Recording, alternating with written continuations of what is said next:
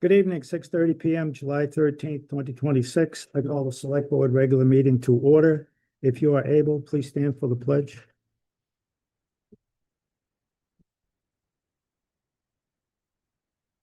I pledge allegiance to the flag of the United States of America, and to the republic for which it stands, one nation, under God, indivisible, with liberty and justice for all. Thank you.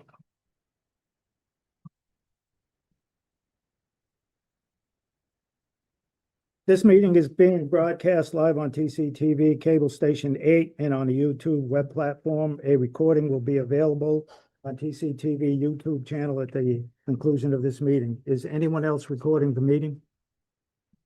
And at this time, I would ask everyone to please silence their phones. As a reminder, public participation will be limited to citizen input, a maximum of 3 minutes per person, with a total time limit of 21 minutes. So as to be fair to all, the board does not enter into discussion, debate, or dialogue with individuals during citizen input.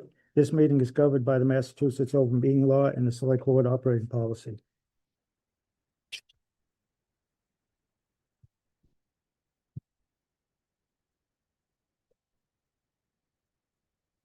First item on the agenda is meeting minutes of June 1, 2026. And at this time, I would move to approve the meeting minutes of June 1, 2026 as presented. Second. Motion made and seconded. Any questions, concerns, corrections on those minutes? Hearing none. On the motion, how would you vote? Ms. Cova? Yes. Ms. Graves? Abstain. Mr. Toth? Yes. Mr. May? Yes.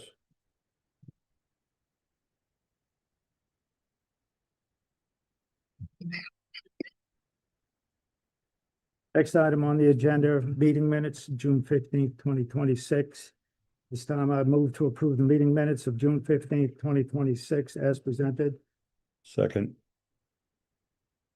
Motion made and seconded.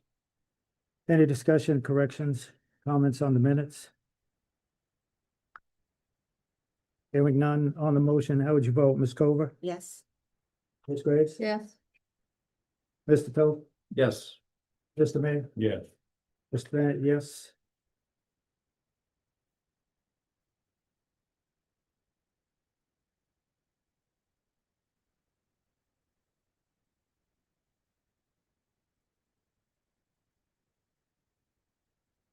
Next item on the agenda is meeting minutes, June 25th, 2026. I would move to approve the meeting minutes of June 25th, 2026 as presented. Second. Motion made and seconded. Any comments, concerns, discussion, questions on those minutes? Hearing none. On the motion, how would you vote? Ms. Cover? Yes. Ms. Graves? Yes. Mr. Toth? Yes. Mr. May? Yes. Ms. Bennett, yes.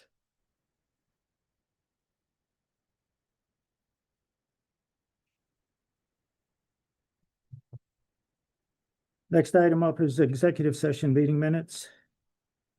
This time I move to approve the executive session meeting minutes of June 15th, 2026 as presented and not to be released publicly. Second.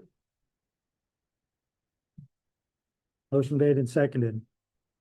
Any discussion on the minutes? Hearing none. On the motion, how would you vote? Ms. Cover? Yes. Ms. Graves? Yes. Mr. Toth? Yes. Mr. May? Yes. And it's yes.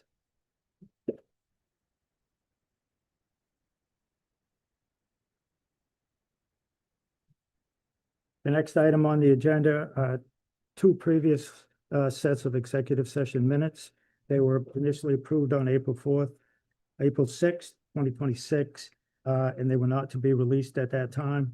Since then, the reasons for those executive sessions have been executed and the information is on the town website. So at this time, I would move to have previously approved executive session meeting minutes of March 23rd and March 26th, 2026 to be released publicly for review by the chair.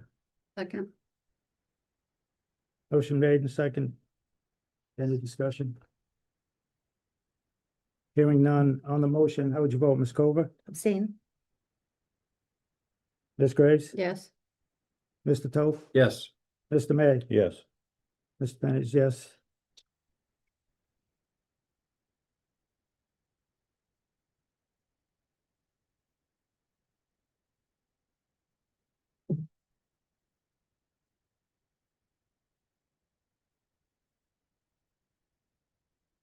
Next item on the agenda is citizen input. Do we have any citizen input this evening? One? You have one more meeting minutes? No, he did the two together. One person? Go ahead.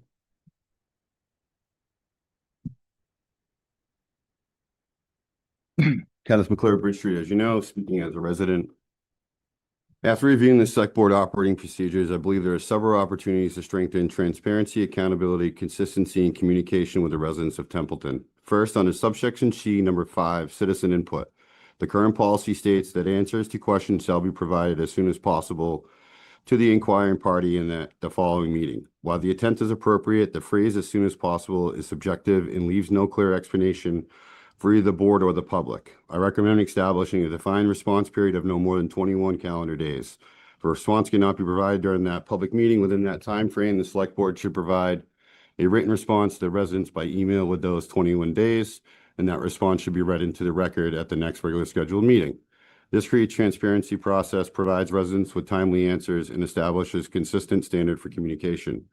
I also recommend adding a section dedicated to inform the residents. When a select board becomes aware of matters that could significantly impact the community, such as budget shortfalls, major financial decisions, reductions in services, significant legal matters, emergency situations, or other issues affecting residents of the board, should have a defined time frame for communicating that information to the public. Residents should not have to learn about important issues only after decisions have already been made. Timely communication builds trust, encourages informed public participation, and demonstrates a commitment to transparency. In addition, I believe the operating procedures should require a citizen input period at every public meeting of a select board, including special meetings and whenever legal, practicable emergency meetings. If the board is meeting to discuss matters involving public funds, budgets, town services, or other significant issues, residents should have an opportunity to be heard. While emergencies may sometimes require immediate action, public participation should remain a priority whenever possible, because the people affected by those decisions deserve a voice also in the process. The operating procedures should also include a clear accountability provision. Policies are only meaningful if they are consistently followed. The procedures should outline how violations of operating procedures are addressed, whether through public acknowledgement, corrective action, or another appropriate process. Accountability reinforces the standards adopted by the board to apply equally to every member and help strengthen public confidence in local government.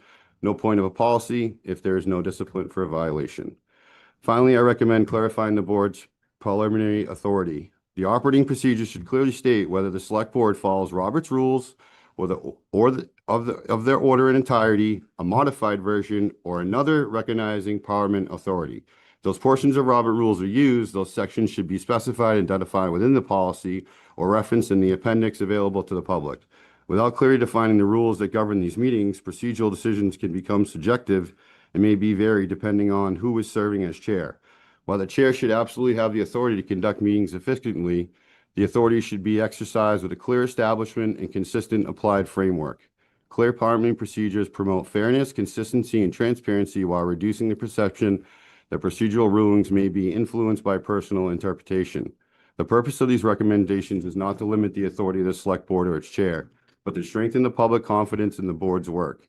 Clear procedures, timely communication, consistent application of rules, and meaningful opportunities for public participation benefits everyone and helps ensure residents have faith in fairness and integrity of their local government. Thank you for your time. Save my next one for the next time.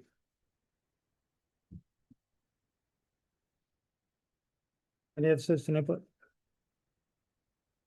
Next item on the agenda, town administrator comment. Thank you, Mr. Chair.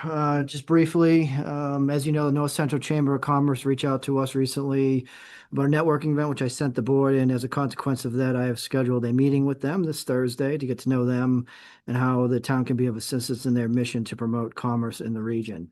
Also want to update the board that the IFB for the ground mounted digital signs paid for by the earmark grant is out and we're receiving a lot of interest from various companies. Bids are due August 13th. And I would like to thank the fire department for their work in handling the car lot fire a couple weeks ago. It was a long night, but it sounds like the firefighters handled it in a textbook manner. Excellent work, fire department. And that is all. Thank you. Thank you.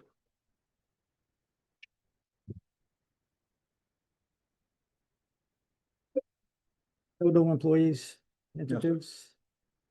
And no appointments at this time. Why? Next item up is Conservation Commission request from the agent, this case. Good evening, Mr. Chair and members of the Select Board. My name is Jessica Case and I am Templeton's Conservation Agent appearing this evening on behalf of the Templeton Conservation Commission. I'm here to present the Commission's recommendation regarding the membership of Commissioner Amanda Susie Simmons. Please note that Ms. Susie Simmons has not attended the last 10 of the Commission's meetings. Her last email correspondence was received in August of 2025. And despite my many attempts to reach her both by phone and email, I have yet to receive a response. As a result of her chronic non-attendance and inability to participate as a commissioner and lack of communication, the Templeton Concom voted unanimously at their June meeting to remove her from the commission, or to recommend to remove her from the commission. I would also like to add that this recommendation is made with sincere appreciation for Ms. Susie Simmons' past service. During her active time on the commission, Amanda was an intelligent, thoughtful, and dedicated member whose knowledge and experience contributed greatly to the commission's work. On behalf of both of the Conservation Commission and myself, I would like to publicly thank Ms. Susie Simmons for her service, and we wish her nothing but the best in the future. But with that said, the Conservation Commission respectfully asks the Select Board to support its recommendation to vote to remove Ms. Susie Simmons from the Templeton Conservation Commission. Please and thank you. Any questions from members of the board? No? None. None. Ms. Graves? I had this experience for somebody that was on a board for almost a year. And what we did was we had to send in a letter to the person, one last try, and give a date and say this is when we were done. And then we removed them. Did you give a date? I did. I sent her an email on May 21st, 2026, and asked her if she wished to resign, if I should hear from her within the next 7 days, and I never heard back from her. And then the town administrator just signed off on it for our board, so I didn't realize that. it Yeah, had to come to and the- since you're the appointing authority, Yeah. I already spoke to the town clerk that the process would be for them to recommend it and for you guys to Okay. remove it. Ms. Cole? I was under the impression that there was a 5-meeting rule. If they didn't attend 5 meetings, then they would be removed. That is. Like just automatically? I don't think there's anything in writing. That's, with the, Advisory. advisory committee, I believe, so, this is, it's not new. I've only had to do it, I've only been on the board where we did it one other time, but it's, it is within our authority to do this since we are the appointing authority. And the commission has voted in. She was absolutely fantastic when she was active, but it's hard to operate with a Yes, ghost. she's. So, Oh, that's, Yeah, she's for got- nothing but the best. She's awesome, but that's, what- not around. yeah, that's what her degree and stuff was Yeah. in. She was really good. And, when and if she- you don't, vote to remove her, then she's on the commission until June of 2027. So I'd have to continue to operate Yeah. a whole nother fiscal year. So thank you. Anything else from the board? At this time, I would move to remove Amanda Susie Simmons from the Conservation Commission as a result of chronic absence from commission meetings, lack of communication, and a vote by the Conservation Commission June 16th, 2026. Second. Motion made and seconded. Any further questions from the board?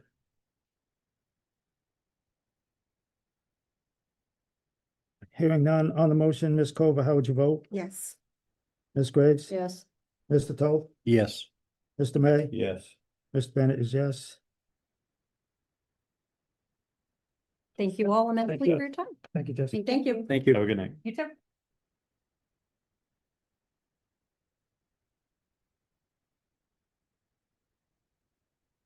Next item up is foreclosure for Sawyer Street. Treasurer.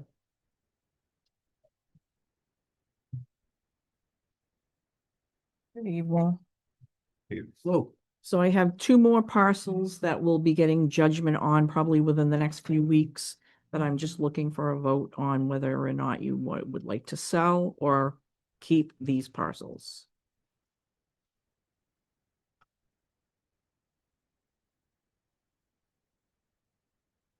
The Sawyer Street property is the one that is bumped up and it's been sitting there in that condition for. a Yes. number of years. Yeah, and Lori does have it on her abandoned property list that she was trying to do something with, so if we can sell these and get them hopefully back on the tax roll, that would be get our past due taxes and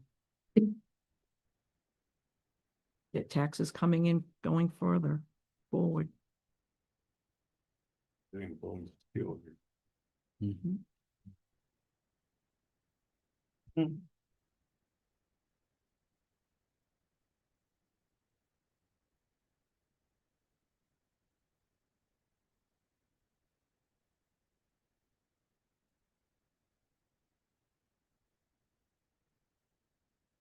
Any questions on the board?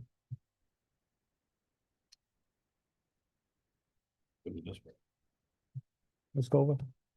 No, I'm good. Ms. Gerst? No, I'm good. All set. At this time, I would move to approve the selling of two parcels as presented. Second. Motion made and seconded. Any discussion? Going down on the motion, how'd you vote, Ms. Cooper? Abstain. Ms. Graves? Yes. Mr. Toth? Yes. Mr. May? Yes. Mr. Bennett, yes. Thank you. We're getting there Yeah. slowly. Looking at that one for a long time. Yes, I have been too, finally. All right, I appreciate it. Thank you. Have a nice. Thank you. Yeah. Next item up, police department, shift Done schedule, nothing. et cetera, police chief.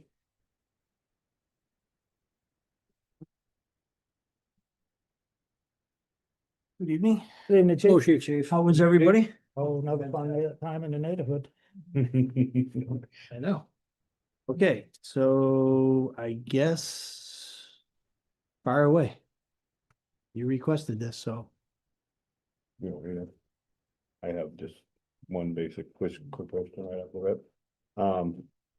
Good evening, Chief. I had one question related to the MOU Yes, for the SRO. yes. I asked Mr. Ryan about it, and he said the possibility that the select board had given you approval to sign the 24 and 25. I don't need approval for the select board. Yeah.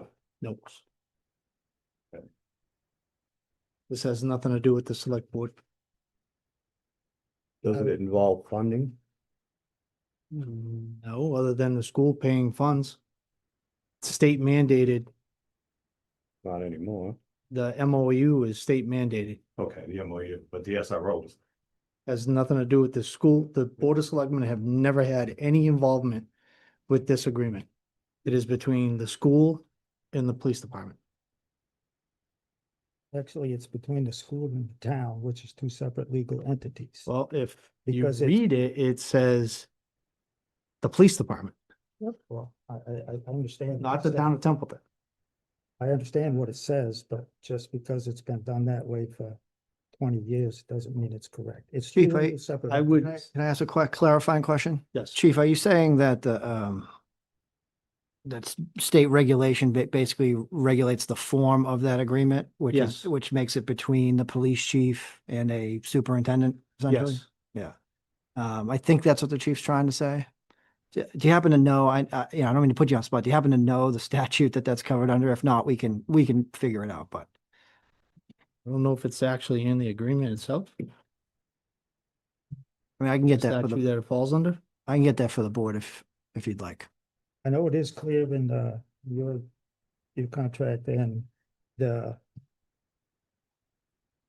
chapter 41, section 97A, that the assigning of the officers, picking the officer who's the gonna be the SRO and the court officer and all that, I get no problem. Yes. I just could not find where the board had authorized you to sign on behalf of the town, and I say the town because it's shown in it's been shown in the revenue sheets as general fund revenue, because it's like, the school is paying for the time that he's at the school. Correct. But I would recommend that we reach out to town council and have them, because I did a search on that, chief, just so you know. Yeah. I looked around and everything and I couldn't find anything that stated that, let's say the authority was yours or the authority was ours necessarily. It did say that it falls to the select board, so I was just. all I can tell you, Bob, is that this agreement was established under Chief Santos back in, God, 2003, or maybe even earlier, maybe 99. 90s, somewhere around, No. I know it's been SO. That would have been under the mandated state SRO rules, right? No, so back then, that's when this all started under a federal government grant that the school and the police department applied for. And that's how it started. And Jack And it Daniel was, so it goes was the back- original SRO, and it was Chief Santos who started the SRO program. He's the one that went in, I believe it was Dr. Hemman at the time, because he did 2 tours with us. And they had applied for the grant together, and that's when it was established. Right, I think it's a good program because for a lot of reasons, not just having a cop in the school, but the kids get to see and talk to them, meet them, and I think it brings a rapport with young kids. Yes. And police, and they don't necessarily look at them as watch out for them and don't do this. They actually, I talked with Jack Dale a bunch, and so I think it's a good program and everything. It's just the signing of the agreement thing is. I have no problem with if town council says the board signs it. I am just going off of how it has been historically from Chief Santos, passed on from Chief Whitaker to myself. So can I comment again, Mr. Chair? Yes. So I'm doing this live as we're talking. Mass General 7137P, did you look at that one, Bob? That's the one listed in the MOU. So again, it's not like I've read it just in front of you Yeah, just now, yeah. but the few sentences I read says that the SRO agreement is between the chief of police and superintendent of schools. That may have been the one that may have been the law where I think you mentioned, Mr. May, back when it was required. Mandated by the state. Yeah, and then there's an amendment that is listed, and I haven't looked into that. This was really long. That may be where they maybe made it not mandated. But this agreement's being signed under that section, which does give the police chief the ability to sign to create that agreement between us and the schools. My only thing is I just want to make sure it's done correct because That's it. I have no issue. I have there's a no lot issue of with that. things that have, been done that Mhm. just, they cruise along, but they're not. This is the way we've always done it. Nobody ever actually looked at how you're supposed to do it initially, Yeah. so. Well, I would suspect that when it started, that was the process that they went by. It was an agreement by the chief and the superintendent of the school district. I can't tell you Yeah. any different. No, and I'm not doubting that it was different necessarily when it was under the state mandate to have an SRO. But now it's been since 23, I think? That the state mandate isn't in existence anymore for the SRO Well- in every school? No, it actually evolved even further under Governor Baker to where they came out with specific laws regulating the MOU. And now under post, if the city or town can't provide an SRO to a district, they are to petition the state police for an SRO. Wow. Okay. Because it's evolved into Yeah. not just a relation thing, it's like a safety thing and a lot of stuff that goes on. Right, want it like security. I don't know of too many districts that don't have an SRO. No, like I said, I think it's a great program because it gets the kids and the police in, and then they talk and they build. It just keeps that. Things that I read was saying that, we still had the SRO just wasn't in the school. The SRO was a working officer who would be the one that would respond if there was an issue at the school. Because that's, I guess, how towns are doing it as far as breaking that out of just in the school. I don't know of any town that does it like that, because under post now with the SRO certification, so not only does an SRO have to do his 40 hours of regular mandatory training, but now he has to do 40 hours of mandated post SRO training. And I have to ascertain that they have met all their training requirements, and they have to be certified through post now. I'm just, So, what I Yeah. read into it, so I'm just doing this. no, no, Just trying to find out if we're doing things correctly. And that's it. And if we are, thumbs up. so if the board would like me to send the SRO agreement to town council and ask them, I will happily do that.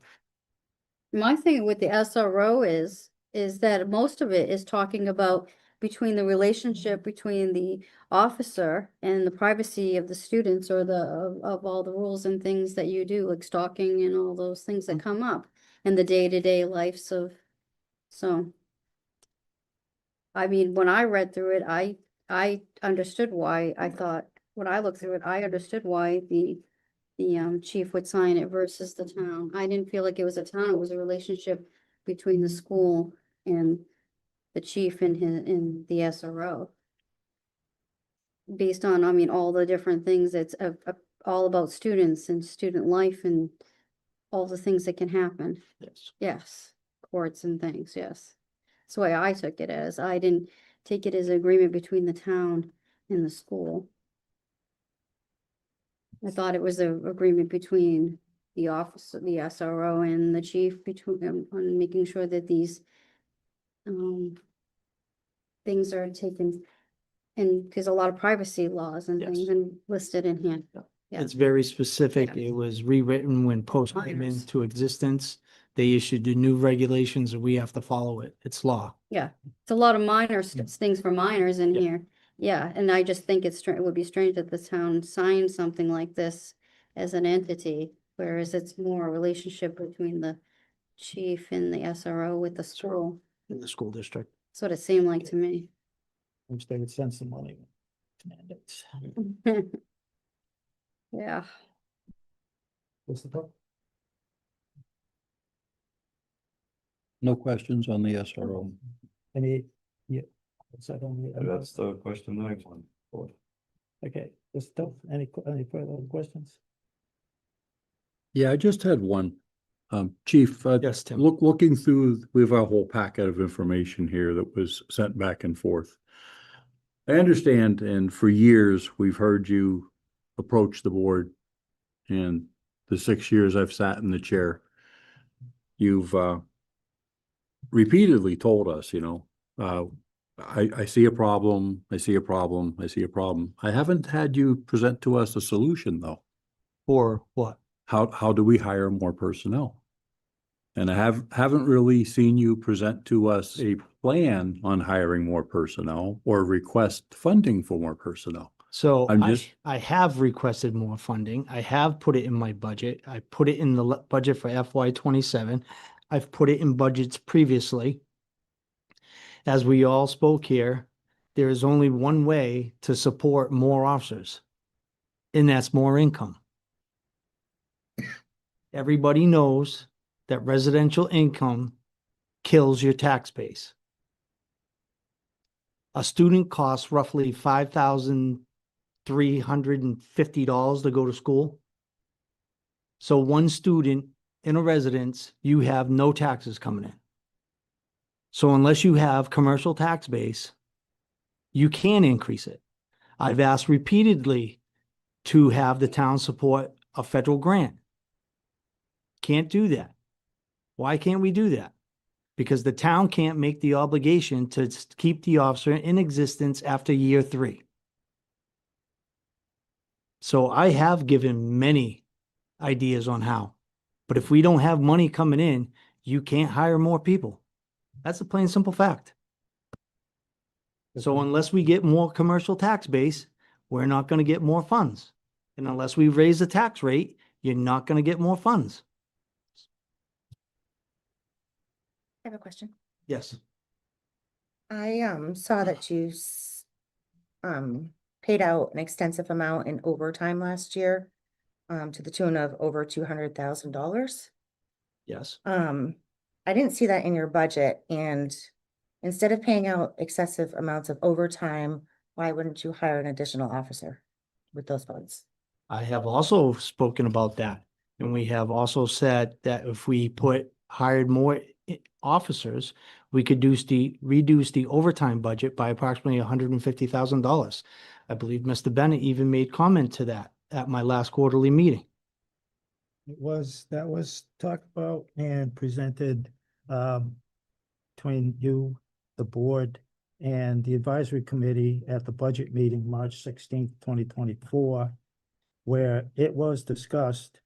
At that time, you stated it was like $100,000 for an officer. It's now about 120. It's about 120, 122. So at that time, it was pointed out that vacation backfill, sick leave, and personal leave backfill was around $200,000.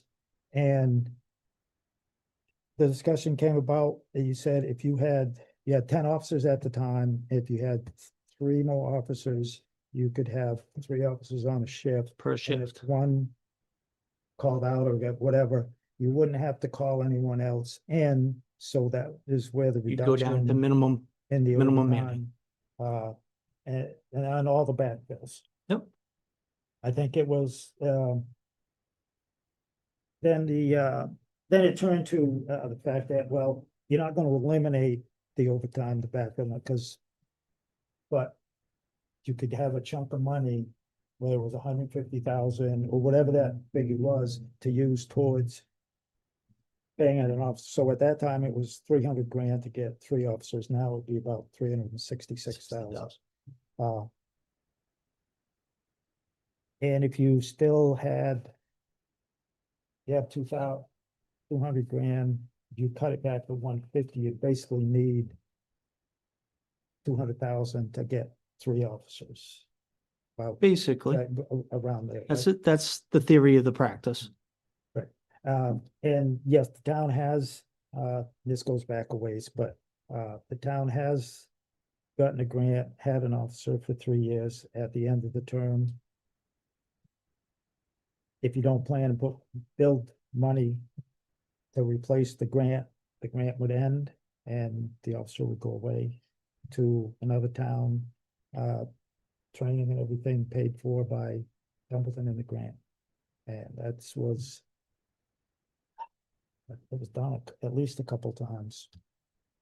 So we can get the grant, we can do it, but We can't keep the we officer. have to, it was like, he was gonna use ARPA funds to hire officers, but have to plan out each year to put that money Same in problem. there. Same problem. And it's probably doable. It's just, I think the grant is there and it's like, everything's cool.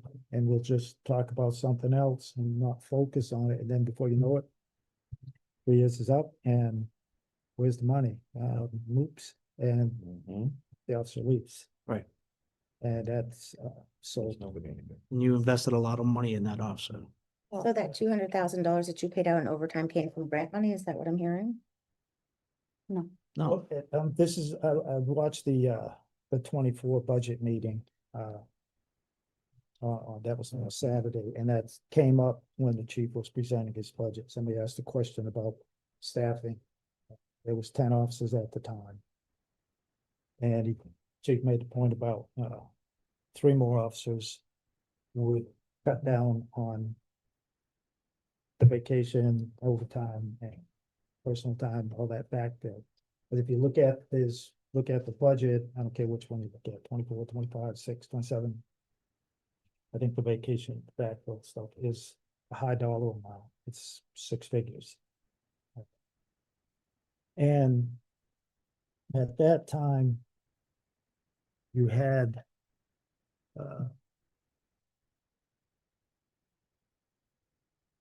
back then you had where did I put that? You had like eight part-timers back then, and now you're at three, I believe. Again, I think the last time you were here, you said that two may be going away next year, so you would. And those, like on call, like you pay them when you need them. So before the FY 27 budget, Right. the part-timers were worked into our schedule. That was the only way we could make the schedule work for 2 officers per shift with all the requirements that we have mandated by post. So they filled in the blocks so that we could have 2 officers per shift. I have been advising the board for numerous years that they were going bye-bye. I said with the establishment of post, they eliminated part-time officers. I said that they are going to be a thing of the past, and we are almost there. We almost have none left. I told the board, advised the board that I was going to put in for a full-time guy because, and I know you saw the emails between myself and April, that last year we had numerous shifts not filled by the part-timers. Shifts go unfilled because the part-timers aren't there and the full-time officers are already on doubles. They cannot work over 16 hours. It's in the contract. There's nobody to cover the shift now. So now we're running without an officer, or we're filling that part-time shift with full-timers at overtime. I told the board last year, I could do this for 1 more year. And I made it work for 1 more year. And I said, that's it. We can't do this anymore. And I've told you, and we're at that point. So now FY 27, we have no funding for part-time officers, and we eliminated a full-time shift. So you got rid of 2/3 of a shift. I might just. Yes. So yes, you and I have been going back and forth in regards to eliminating the evening shift. I did have a couple of schedules for you, sent them off to you. I requested your schedule. I'm just having a difficult time understanding why we would eliminate a whole part-time shift, well, the whole evening shift, when your SRO is no longer at the school because of summer vacation. So you've eliminated the evening shift when you have 9 officers. And according to the schedule that you sent me, sometimes you have 5 to 6 officers on during the morning shift, including yourself. That's incorrect. That's You're the mistaken. June When I 15th email that I received. never stated 5 I officers. think the 5 officers you're referring to is when he was in that email, he's referring to like what other towns do with more staffing. That he was referring to other towns. The next section below that is our thing, what we do for our town. Okay, but we still can't make 3 shifts work with 9 full-time officers No. and 3 part-time I officers. just explained it. We don't have money for the part-time officers. You cut that from the budget. You have 3 part-time. So the part-time, can I just We jump in and have translate? no money in the budget to support them in the schedule. You cut their funding. There is no money. So next year, we're not gonna see over $200,000 paid out in overtime. You are going to see it. So They where's that have money? contractual mandates. Contractual mandates. I've said that many times. So the part-time officers are called, Chief, jump in and correct me if I'm wrong. I'm Yes. just trying to translate here. The part-time officers are called in when there is an open full-time officer shift. An officer takes vacation, takes sick time, so he attempts to call the part-time officer to see if they want to come in. They're like the on-call firefighter staff. We have 3 of them. They may not be available, and I bet a lot of times they aren't. So then the chief has to fill that on overtime with other full-time officers. And so that's where the overtime's coming from: vacation, sick leave, personal leave coverage. Where is the overtime in your budget though? Because you only have like $33,000 slated for overtime this year. It's on the first incorrect. page that says things like vacation OT, sick OT. It's spelled out. Holiday payment. Which was slashed. But 63,000. You have vacation, sick leave, buyback, 61,000. That's your backfill. That's your overtime. Sometimes just have an overtime line, but I think Templeton, trying to be more transparent, has literally broken out by vacation, sick, personal. Yeah. Holiday. FY 27's original budget for vacation until all the budget cuts was $165,000. Sick leave was 76,000. That's your 200,000. Yeah. Plus all their contractual time off. So even with your SRO officer not in the school, you can't temporarily use him to do an evening shift? No. I understand you didn't want to have one officer on, but you had that one officer from before. You lost one officer. Why can't you backfill with him? I'm having a hard time understanding why it is that you eliminated the evening shift. Because I've been doing this a long time and I've gone through this before. FY 20 fourth quarter report. The following schedule and coverage changes will take effect July 22nd because of expected budget shortfall. There will be no cruiser coverage from 3 a.m. to 7 a.m., 7 days a week. There will be only one officer coverage from 7 a.m. to 9 a.m., Monday through Friday. From 5 to 7 p.m., there will be only one officer coverage Monday through Friday. On Saturday and Sunday, there will be only one officer coverage, 7 a.m. to 11 a.m.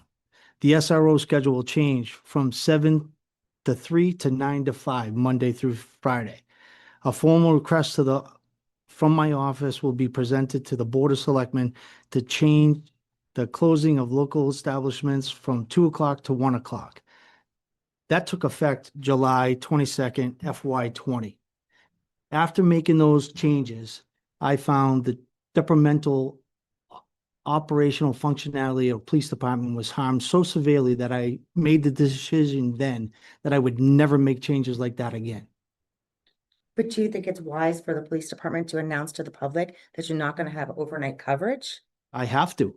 It's transparency. Can I also jump in and note that do you have one or two officers out injured, or what was it? Or you have I someone currently out? have one officer out injured that's not available to come back to, if he can come back, until August 1st. I have another officer that is out now, light duty, until September 1st, if he can come back. So I only have 6 officers.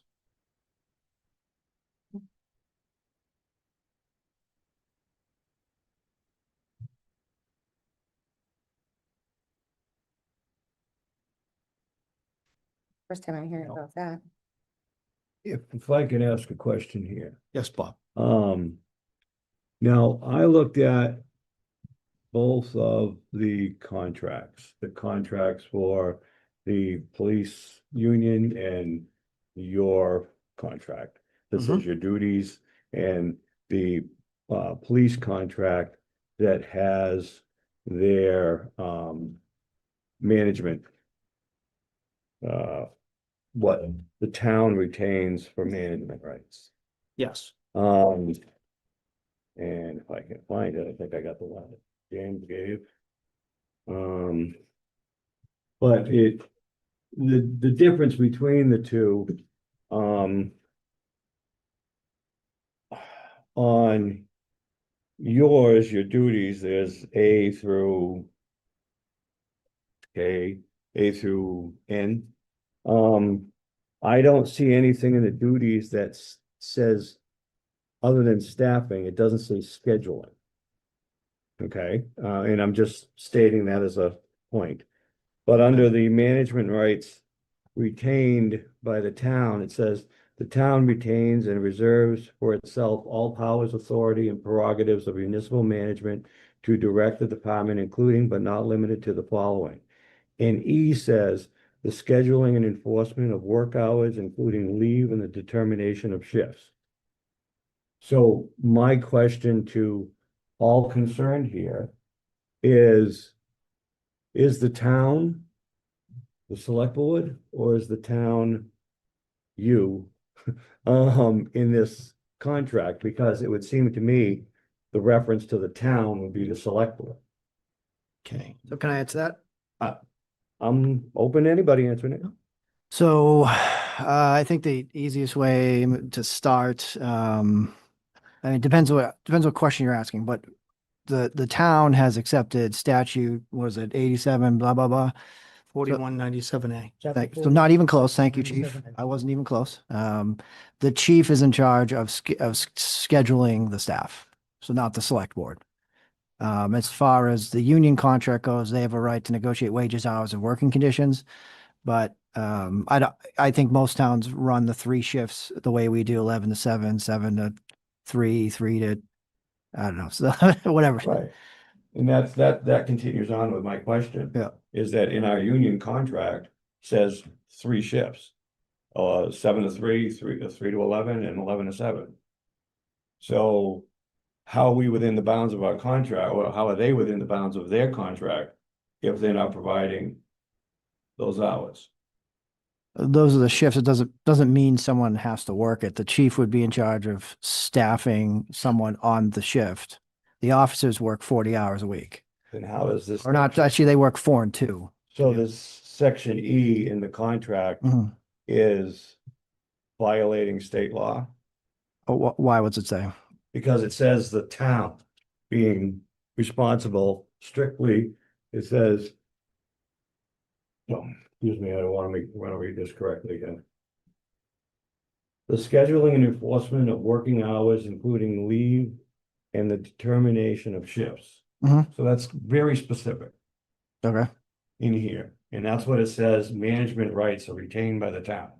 Yeah. In their contract. For the purpose So- of that contract, Bob, I'm the representative of the town. Right. Well, that's the part that I'd like. Yeah. So as James was trying to point out under 97A, and it appears that Jeff has looked at 97A already. Right here. So strong chief statute, operational decisions rest solely with the chief of police. The chief answers to the law, not today political direction. Oversight is indirect budget appointment removal for cause. In plain terms, 4197A makes the chief of police the top authority of police operations and personnel management, while the town officials retain control over funding, policy frameworks, and appointments. So what you're saying, it was your decision to not have overnight coverage. That is correct. And I explained why. So, Mhm. I'm looking at chapter 41, section 97A. And I'm just going to read this, but then I'm going to comment on something that you just said. The chief of police in any such town shall from time to time make suitable regulations governing the police department and the officers thereof, subject to the approval of the selectmen, provided that such regulations shall become effective without such approval upon the failure of the selectmen to take action thereon within 30 days after they have been submitted to them by the chief of police. Those are policies. But if you have 2 officers out and you seem to have the question mark whether they will be back short-term, long-term, if at all. Yep. That would, as far as the staffing, that paragraph and what you read is kind of, in my mind, it's kind of mute because you'll just be short-staffed. It's not gonna matter if, who makes the management decision? You're just gonna not are gonna be there because in a few months, school will be back. And I said, well, so won't be available for anything anyway, because he'll be over there. So that would be 5. That's correct. And one is listed as his duties as detective, so he can always be busy off the res, so to speak. So that's 4. So you go out on the field and do calls, but that's still that's only 5, and that they can cut 2 shifts, never mind 3. I just, Ashby PD has 8. Ashby. Population of roughly 1,600. And I made the decision to cut the midnight shift for the operational purposes of the department, and I didn't leave it unmanned.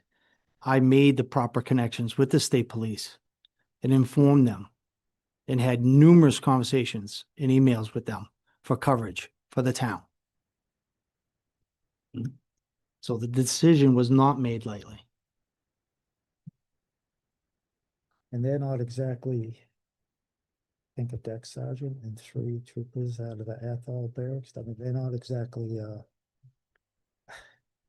overmanned for their patrol area. No, it's, you gotta figure a trooper that's based out here. I can tell you right now that there's only one local trooper in the Athol barracks. All the rest of them travel. None of them are from the area.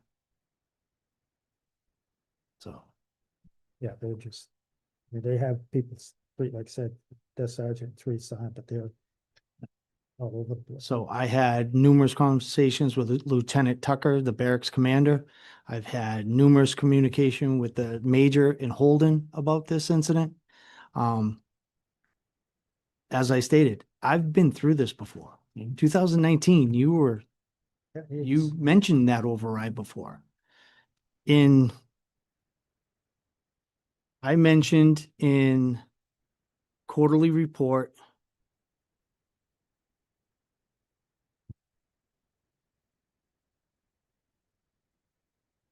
Where is it? Excuse me. Give me 1 second. FY25 fourth quarter. Finally, we will continue to do our best to provide the basic services to the community with our approved FY26 budget. But the town needs to start the information process for a Proposition 2.5 override now, or the department will be forced to make major cuts in FY27.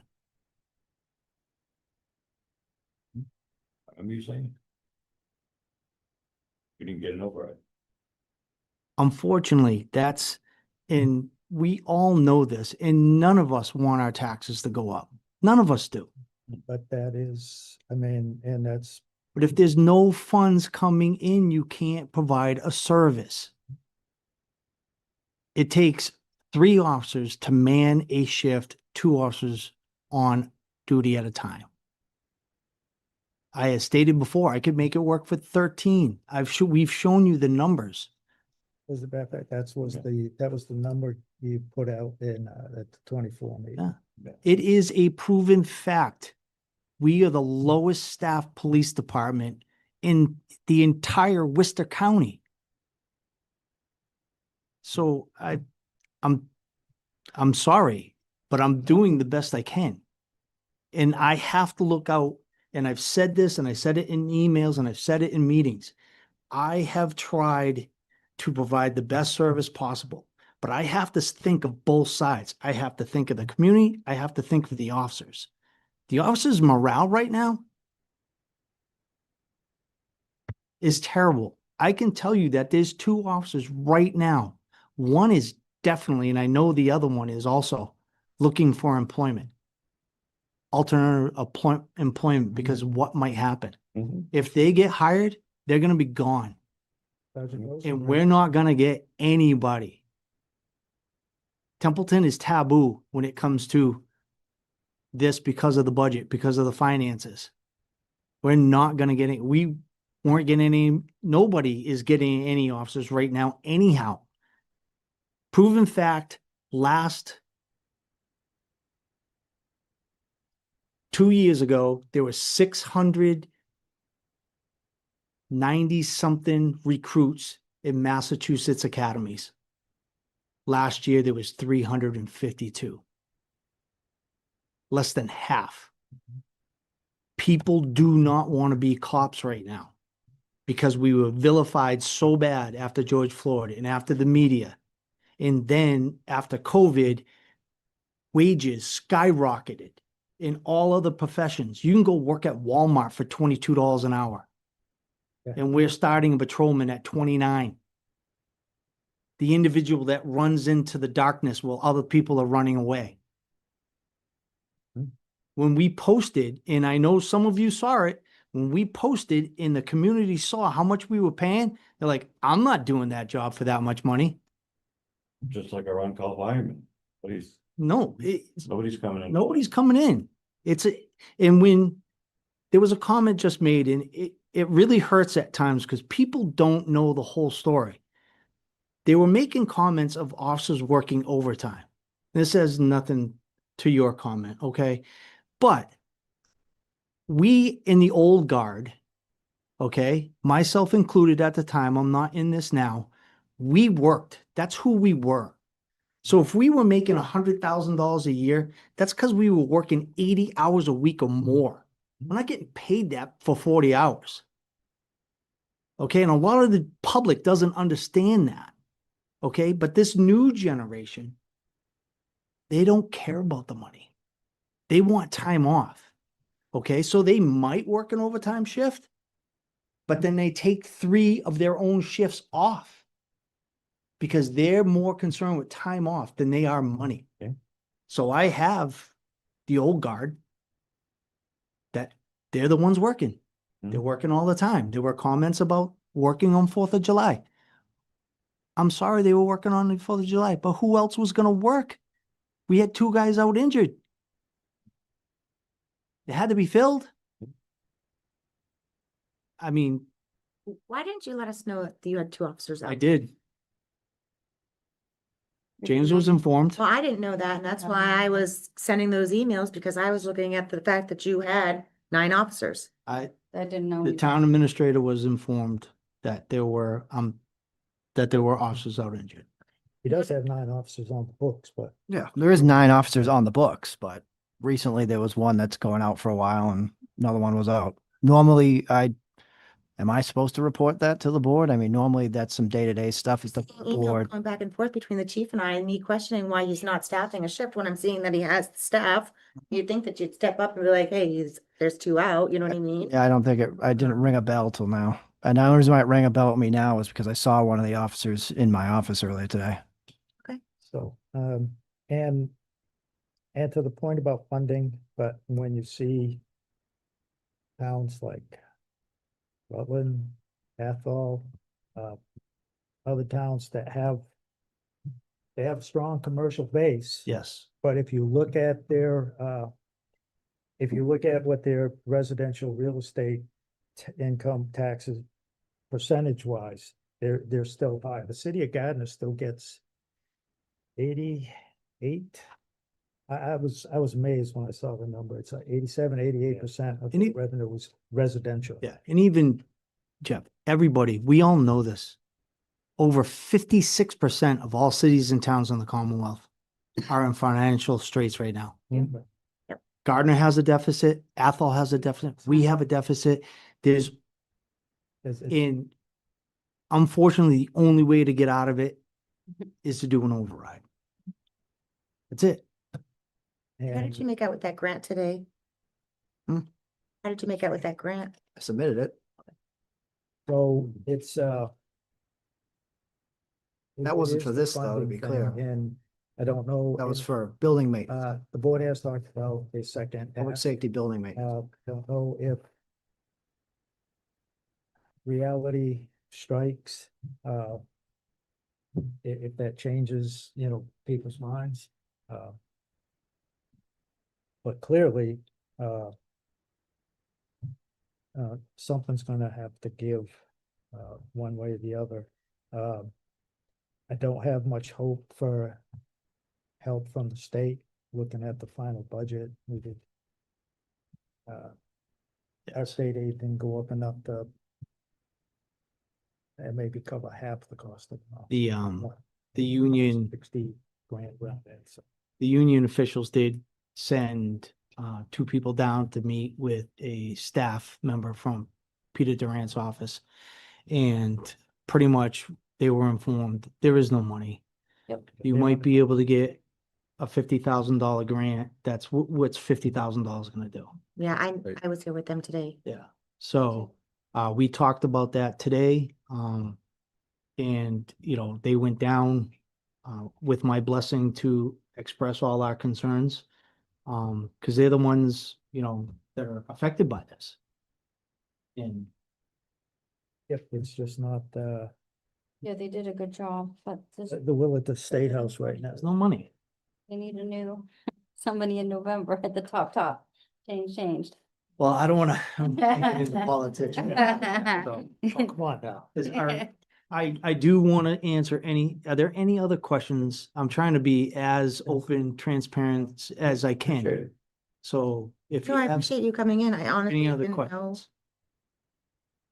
of the two officers. Yep, we didn't know. Anyone else? No. Okay, the two being out, as again, that's just, it's news to me, and that's another. I don't think, I mean, I can honestly say in the past, that's not something that has ever been like relayed up the chain to the Board of Selectmen, because it's just daily operation. If I had gotten in, But it changes our dynamic on what we're thinking about when you say you can't have nighttime, like you were thinking there's 9 true, and she's but doing the math and everybody's it's doing the hard math. to Yeah, differentiate from one to the other when it's just a daily operation. For me, I wouldn't have brought it up until I got into a funding crisis and brought it to the board to say, hey, we have these injuries, they were unforeseen, I'm gonna run into problems.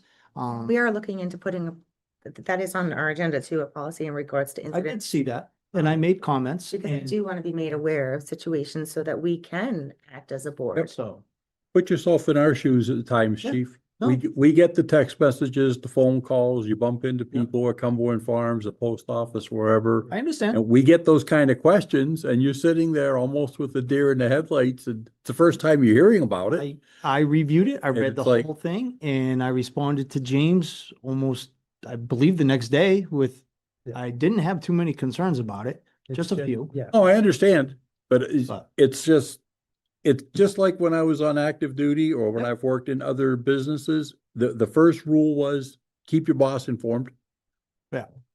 Okay, so, but if I may just comment, even if the chief had his 8 officers, he's still telling you that with the schedule, Right. he's not, he wouldn't have the midnight shift. These officers were just injured No, recently. it doesn't wasn't- change that. It doesn't change it, but it would have been nice to know that the injuries occurred. And I'm still going to make one statement. I'm not gonna harp on it. Yes, There is still on the town's website, a town incident report form Been there for that long. nobody in 8 years now has filled out, I but that believe- form no, I comes to believe we this did fill it out. office. we filled it out for the incidents. Has any of my fellow board members seen one come to us? Cause I have not. I can tell Chief, you, are you talking I about the, filled it out every time. talking about the incident report we send to IOD insurance? Yeah. Yeah, I mean, we send it to our insurance I company. think he's talking about the one that's on the website. If something breaks, someone gets hurt or something gets injured, it's on the website. It's supposed to be filled out and sent. I had that happen to my past life and we sent it in, but this board, I never heard this board ever getting it. It definitely goes, it stops at the It's TA supposed to come office. to this board, cause we have the final approval and closeout on that form. Yeah. I don't understand, but okay. When Steve West got in an accident, I get a call from the resident, hey, is the officer all right? What happened?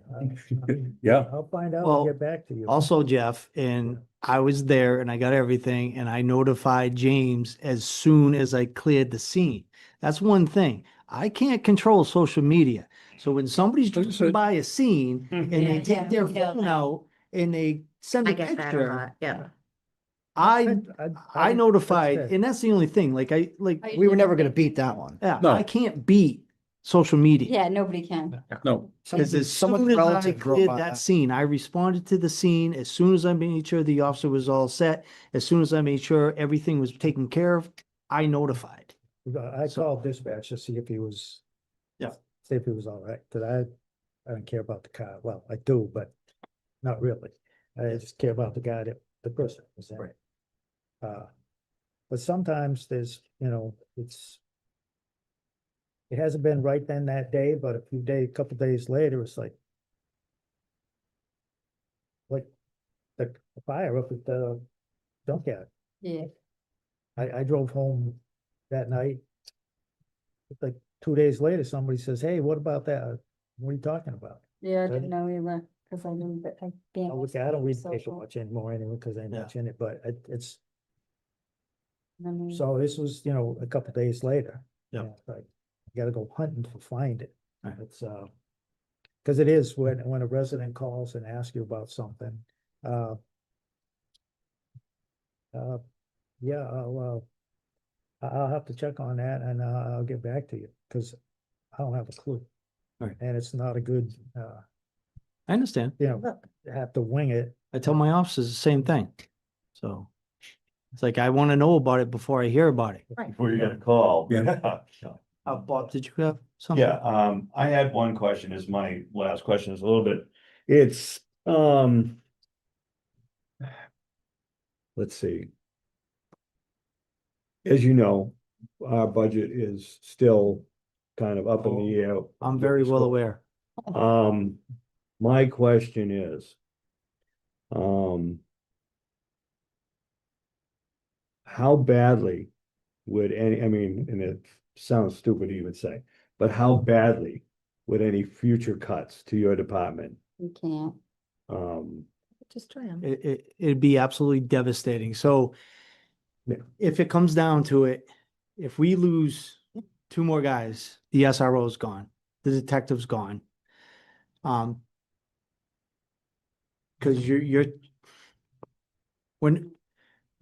we're not stupid. We read, we know what the budget is. We know how much money is involved. Okay. We know the departments that can be cut by. We know the comments that have been made. And it's at the point in when you cut a budget so much, okay, and we talk about this in the station, Mhm. you're at the point where there is nothing left to cut but bodies. right? That's the only thing that can go. Yeah. So they're all gonna be, it's gonna go down to like this. And it's going to be me and a patrolman. And I would probably ask for money to cover the Saturday and Sunday, and then 2 guys on 3 to 11, and that's it. If it gets that bad. The school gets their full money. And then you're gonna lose 60,000+ from the school, so that's gonna make it even worse, and it's just, yeah. Yeah, no, it's It's gonna be absolutely devastating. yeah, that's what I wanted to hear Yeah. from you. And I wanted, It will be, yep. because, if we have to come up with the 1.1. And then if that's the case, I really don't know how we're gonna meet our post mandates Yeah. because of the manning. Mhm. Even the court evidence officer is mandated by post.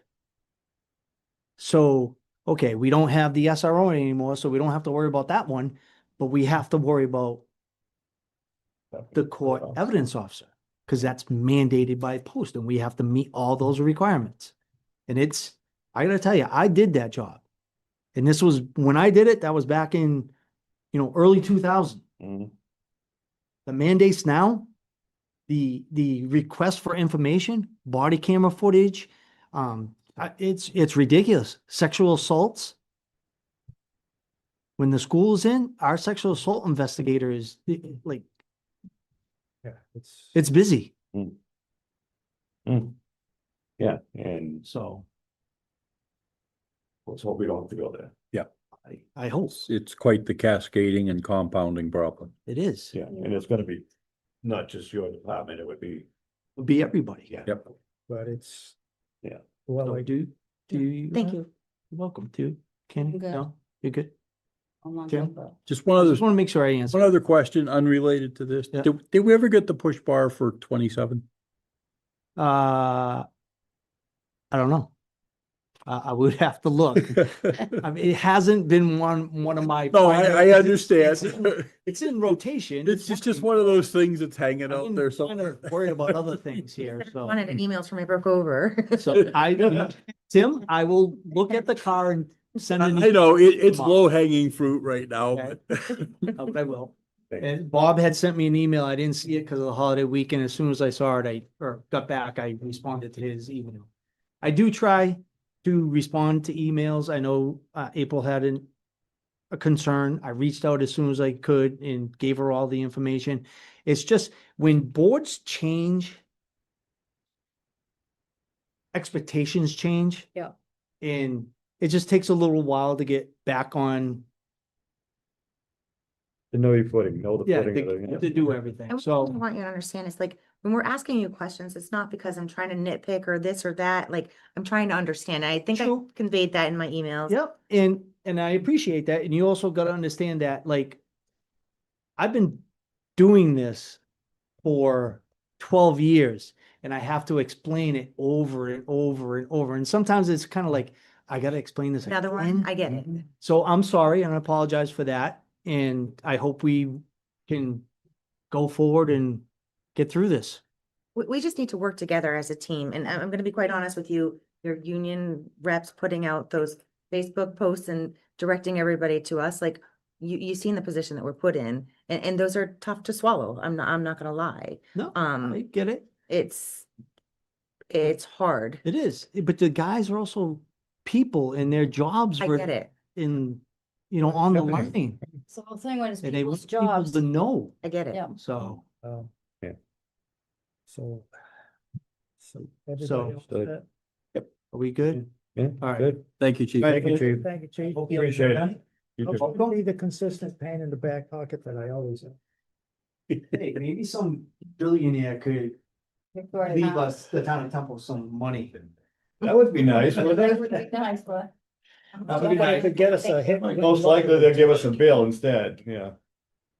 Mike Savers. Is it a hat? Is it a hat? No, it was a schedule if anybody had questions. So Oh. I had it blown up. So they. Take Oh, you had it blown up. You should hang it up. Thank you. He's like, I'll show her. Okay, so we're ahead, 8 minutes. Hey, 9:37, okay. all right, next item, item F, Parks and Recreation, appointment, consideration town administrator. Yes, I think there's a letter in your packet. Mr. Gunnis would like to be appointed to the Parks and Rec, Commission. What if I didn't get a letter? I didn't get a letter. I didn't get a letter. I didn't. It was just an email, but he wants to be appointed. So I guess my question in regards to that is, I guess I was on the, not to-do list. Yeah, same. can I speak? Yeah. Can I speak? I guess my question in regards to that is, just at our last meeting 2 weeks ago, he gave his resignation, and stated that it was because of everything going on. What's changed? I don't want to speak for him. Did Ken leave? Do you have, info, Ken? So, yeah, Yeah, I mean, wanna- I can provide. Please. Have that letter. So I Send it can't, after the request. speak word for word for Bill. Bill volunteered for the rec commission far before he became a commissioner. And his intent was still go back to just volunteering. due to the challenge of this upcoming year, you know, I've kind of voiced my concerns with him personally, as far as, you know, we came in at the same time with Jim. We've been trying to take, you know, fill Candace's shoes. She did a lot when she was on the board. It took a lot more than most of us even knew to begin with. Bill's been very active, and I think, you know, he was upset with the budget decision. Obviously, everyone was, right? Everyone in town is upset about that. He felt, and again, I can't speak for him, you know, that his time that he had put in this last year was undervalued, right? So Bill is a resident of town. He pays taxes here, but because he also lives in Texas, he doesn't have a right to vote. So the guy contributes to everything the town does, but has no say for a vote, right? So he's like, ideally like the perfect volunteer, right? He's done well with the numbers. You know, I did a thank you on our page to him and Sue for their help. And I think just after, you know, him being involved, like him trying to stay involved, he realized that we really need him still involved. So I believe that's why he submitted it. He had reached out to me and, you know, asked if I wanted him. And then, of course, I said, you know, didn't want you to leave. You know, when he had told me he was leaving, I wasn't sure if he was asking me to step down or he wasn't coming back. And that was before, you know, far before the appointments. I think Bill's been a great addition far before he ever became a commissioner. And I think for the challenge that Parks and Rec has for this year going forward, with trying to come up with a revenue and not just complete raise fee-based programs, he is going to be, you know, our number one asset as much as he already has been. Thank you. Thanks, guys.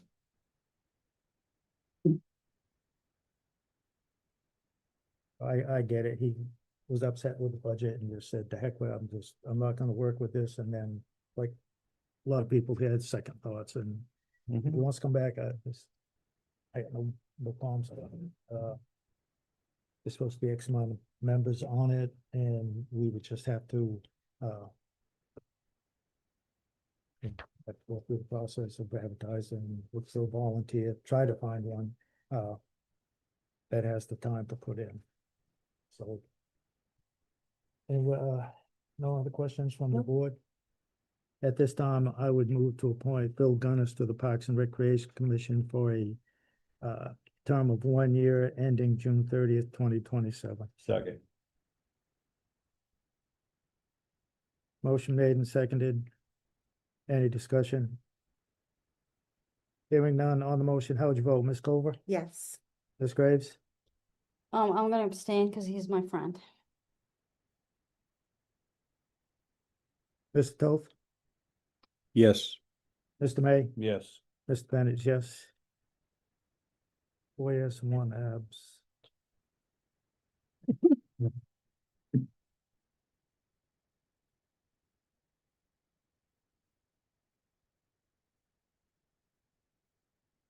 Next item up is senior center donation. Again, very generous. Email from just Jackie Prime. Please consider a vote to accept the following donation to the senior center, the Knowlton Foundation for the Elderly, the amount of $812.50. At this time, I would move to accept the donation to the senior center from the Knowlton Foundation for the Elderly in the amount of $812.50. Second. Motion made and seconded. Any discussion? Hearing none. Generous offer. Absolutely. Hearing none on the motion, how would you vote? Ms. Culver? Yes. Ms. Graves? Yes, and thank you. Mr. Toth? Yes, absolutely, and thank you. Mr. May? Yes, and again, thank you. Mr. Bennett is a yes.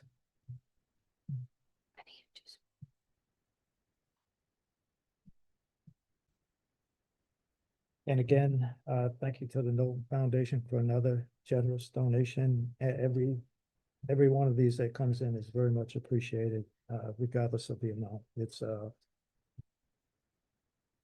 It shows the quality of the residents that care about things.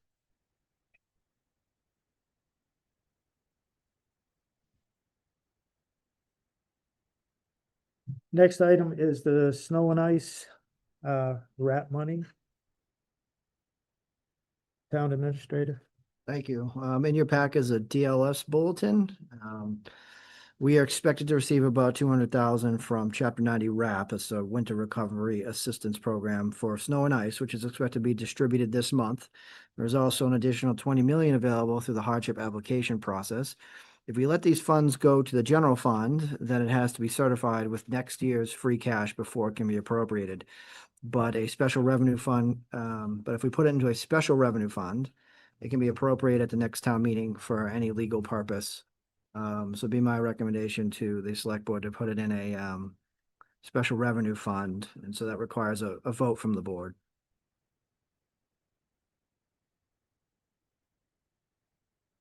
So concerning this, I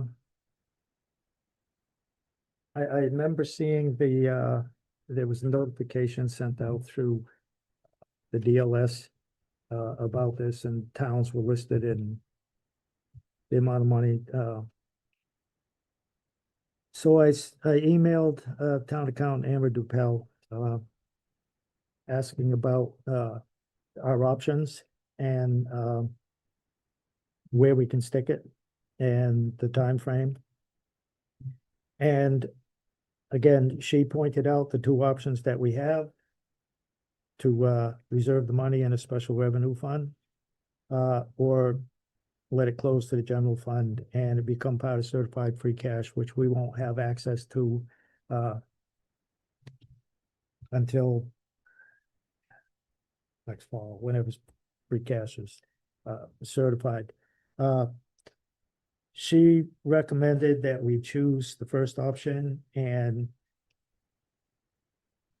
place the RAP reimbursement in a special revenue fund where we would have availability at next annual town meeting. And my immediate thought is put it in there and appropriately use it for possible snow and ice deficit for the next year rather than attacking free cash. Depending on what we get, but it would be a source that we would have for the annual town meeting without, using this year's free cash. Mr. Administrator. There's just a comment on the web here. Will you just pull your mic closer to you so they can hear you better? I think Jill yells at me about that too.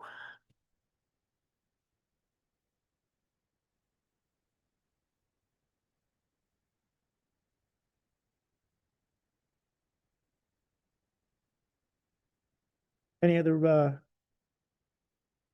on board? Any comments on this? No, it makes sense. It helps soften the blow, and where this was an unusual year with the snowfall events, it's nice to see that the state has realized it and is willing to help out the communities, because this impacted towns and cities statewide. I agree with you. I think that it should be put aside and spent appropriately.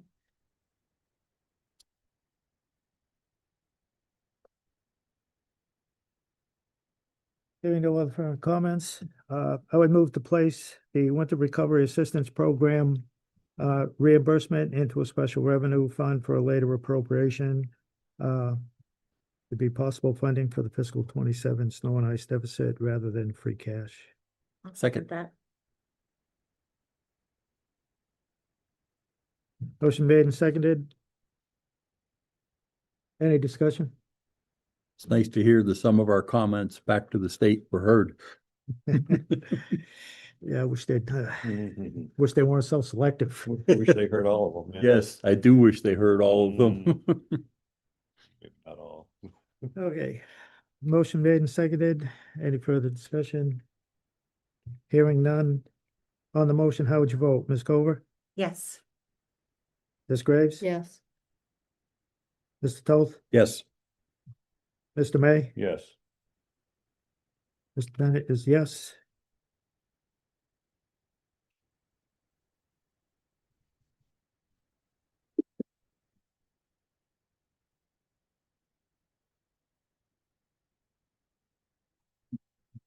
Next item up is the Animal Control Officer interview, Miss Devan Waskiewicz.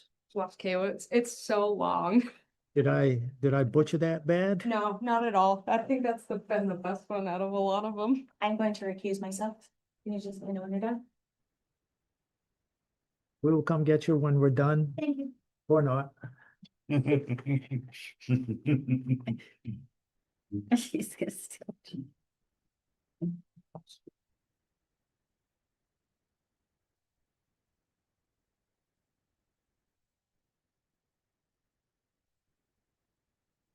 All right, Ms. Waskiewicz, we have your resume. I see that you have approximately 4 months' experience with Winchendon. Yeah. I also see that you are taking a veterinary science associate degree. Is that sort of similar to like a vet tech? Yes, it's very similar. I do it online through Penn Foster, and it's like a self-based paced type of program where I can go on whenever I have like free time or whenever I feel like doing some schooling. And it's available to me whenever.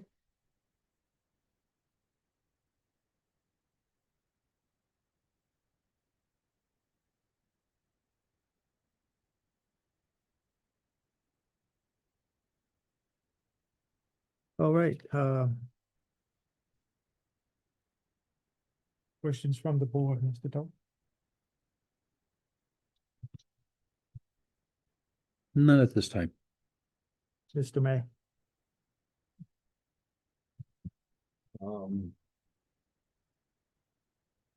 In your experience with Winchington,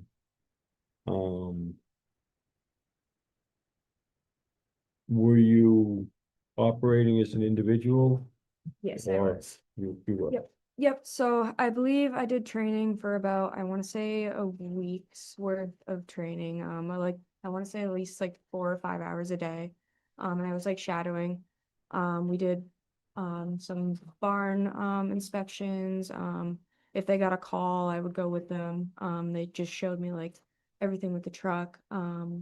And then after that, they sent us out on our own. Me and the other girl that were training at the time.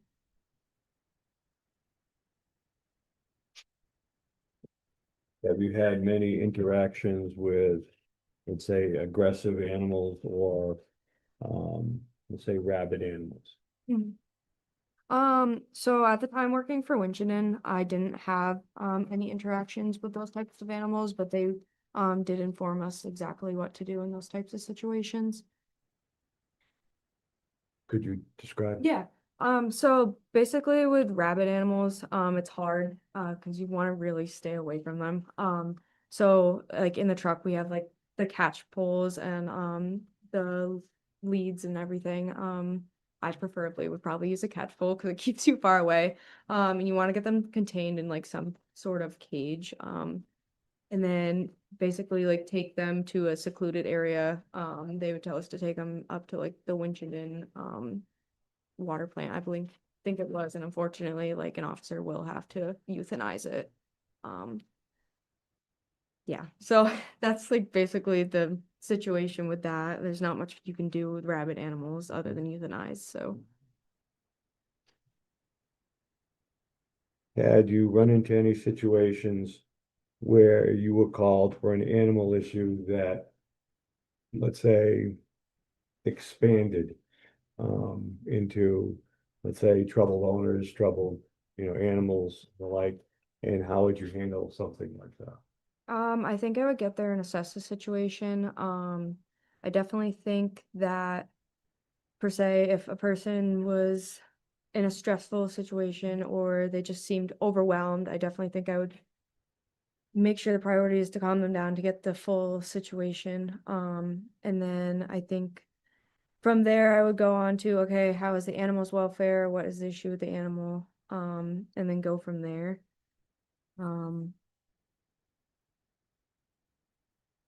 Yeah, it's really hard to like explain certain situations because they're so different from each other. And it's really just based on like that certain situation of how to start going about it.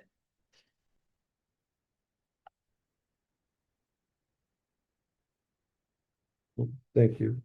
And I'm good for right at the moment. Ms. Grace? Will you be willing to, get other certificates and take classes and stuff? Yeah, absolutely. At the time when I was at Winchendon, unfortunately, there was no classes available. They did plan on sending us. When it came up, I think it's this September they had classes, and then I think there's also some online I could do as well that I could look into. Do you have any, reservations or anything about time constraints, like, like, is the day shift better or the evening, on call anytime? Anytime. I'm completely open with my scheduling and everything. I'm around all the time. I have horses at home, so I don't really go anywhere. Yeah. Is there any, what is your experience, what is the various different animals that have you experienced, like you have experience with, that you have knowledge of? Yeah, so I've had different pets in my life. I've had like the reptiles, small animals. I've been around cats, dogs, horses, goats, sheep, alpacas, emus. I've been around basically all of it. I love animals, so I try to surround myself with them. So And and they had talked about, a dangerous animal, are you comfortable? Because it could be just you out there with the animal. yeah. How would you feel about, being in those conditions? If there was a rabbit, raccoon or something that you would have to help the police, to Yeah. obtain? I definitely think I would be comfortable with it. I definitely think the more knowledge I have of it, that I have right now, and that I know the correct way to handle the situation, I think I would be completely fine. What, made you interested in, trying again to be an animal control officer, especially for our town? Yeah, I honestly think it was hard for me to leave Winchendon just because they had mentioned hiring another officer, which would cut down my hours, and unfortunately during that time I couldn't take the hourly cut of that. I really enjoyed the job. I loved working with the community. I loved working with the animals. I loved how it was like a different day-to-day basis. You didn't know what you were walking into every day, and I like that personally. And we did have like some shelter dogs that came in and out. That was like the highlight of my day, like going to see the dogs that we had, like taking them out, like brushing them, doing things with them, hanging out with them. Um, but yeah, so How about, hearings? You would be responsible, all our dog officers are responsible to be doing dog hearings or have to go to court. How would you feel about having to do those tasks? yeah, I'm completely willing to do those tests. Okay, and then the knowledge of the laws, knowing the laws of the state and the animals, I mean, I'm sure these were things that you'll probably have to, if you were to get the job, you'd have to brush up even more than Yeah, you've definitely. done in the past. Yeah. I Yeah. definitely think I would want to go back and review everything. I do have like a binder with like printed basically all of the laws on there. So if I ever did need to look back, I have it on me. But I definitely think I would go back and re-educate myself on everything so I exactly know. Now, we don't currently have a dog officer right now, but there are various towns and stuff that have them.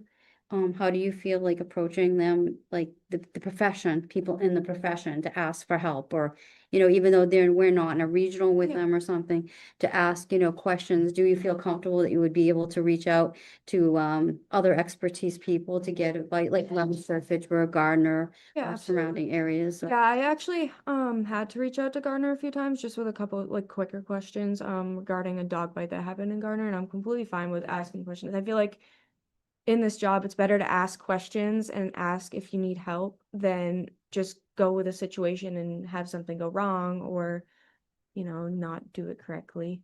Okay. But you have dealt with a dog bite before? Yeah. Yeah. Any other ones that you can express that you have, I mean, I know you have limited time frame Yeah. as an officer. I believe a lot of the calls were loose dog. I believe one time there was a loose emu. But other than that, it was mostly loose dogs. We did have one dog that was abandoned. I wasn't there for that call, but that dog was having to be taken care of every day. But it was kind of midwinter when I was there, so it was a little more quiet than it usually is in the spring. Yeah. and someone had said this to me, they said that the dog officer isn't, a glamorous job, there are things about it. You aware that there'll be difficult Yeah. times, Yep. Yeah. Yeah. I various agree with- different, yeah. Yeah. Yeah, unfortunately, you do see a lot of deceased animals and like euthanasia, which I am completely fine with. It's unfortunate to see, but Yeah, we had a cat incident with abuse not long ago in our town. Okay, thank you.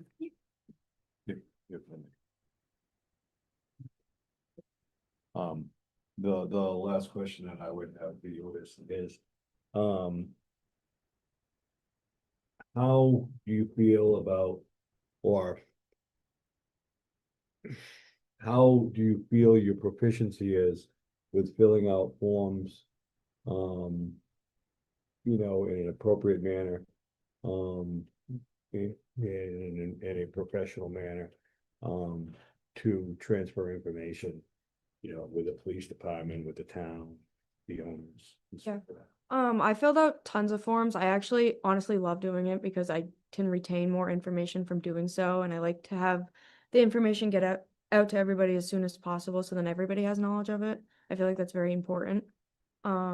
I know with Winchendon, like we had our own documents on the computers, but I had like my own ideas for certain things. I know they had like I think it was like the Microsoft, but we could only access it, but I think it would be good to have like maybe the police department having access to our notes as well. So they could see if they had gotten a call, per se, and I wasn't available and I had taken that call, they could actually see what was happening. So I did have ideas with that I could always mention later on. Thank you. Through the chair. Yes. You had mentioned barn inspections. Can you tell the board a little bit about that and the certification process for the barn inspectors? Yeah, so I wasn't certified yet. I'm not sure completely how that certification works.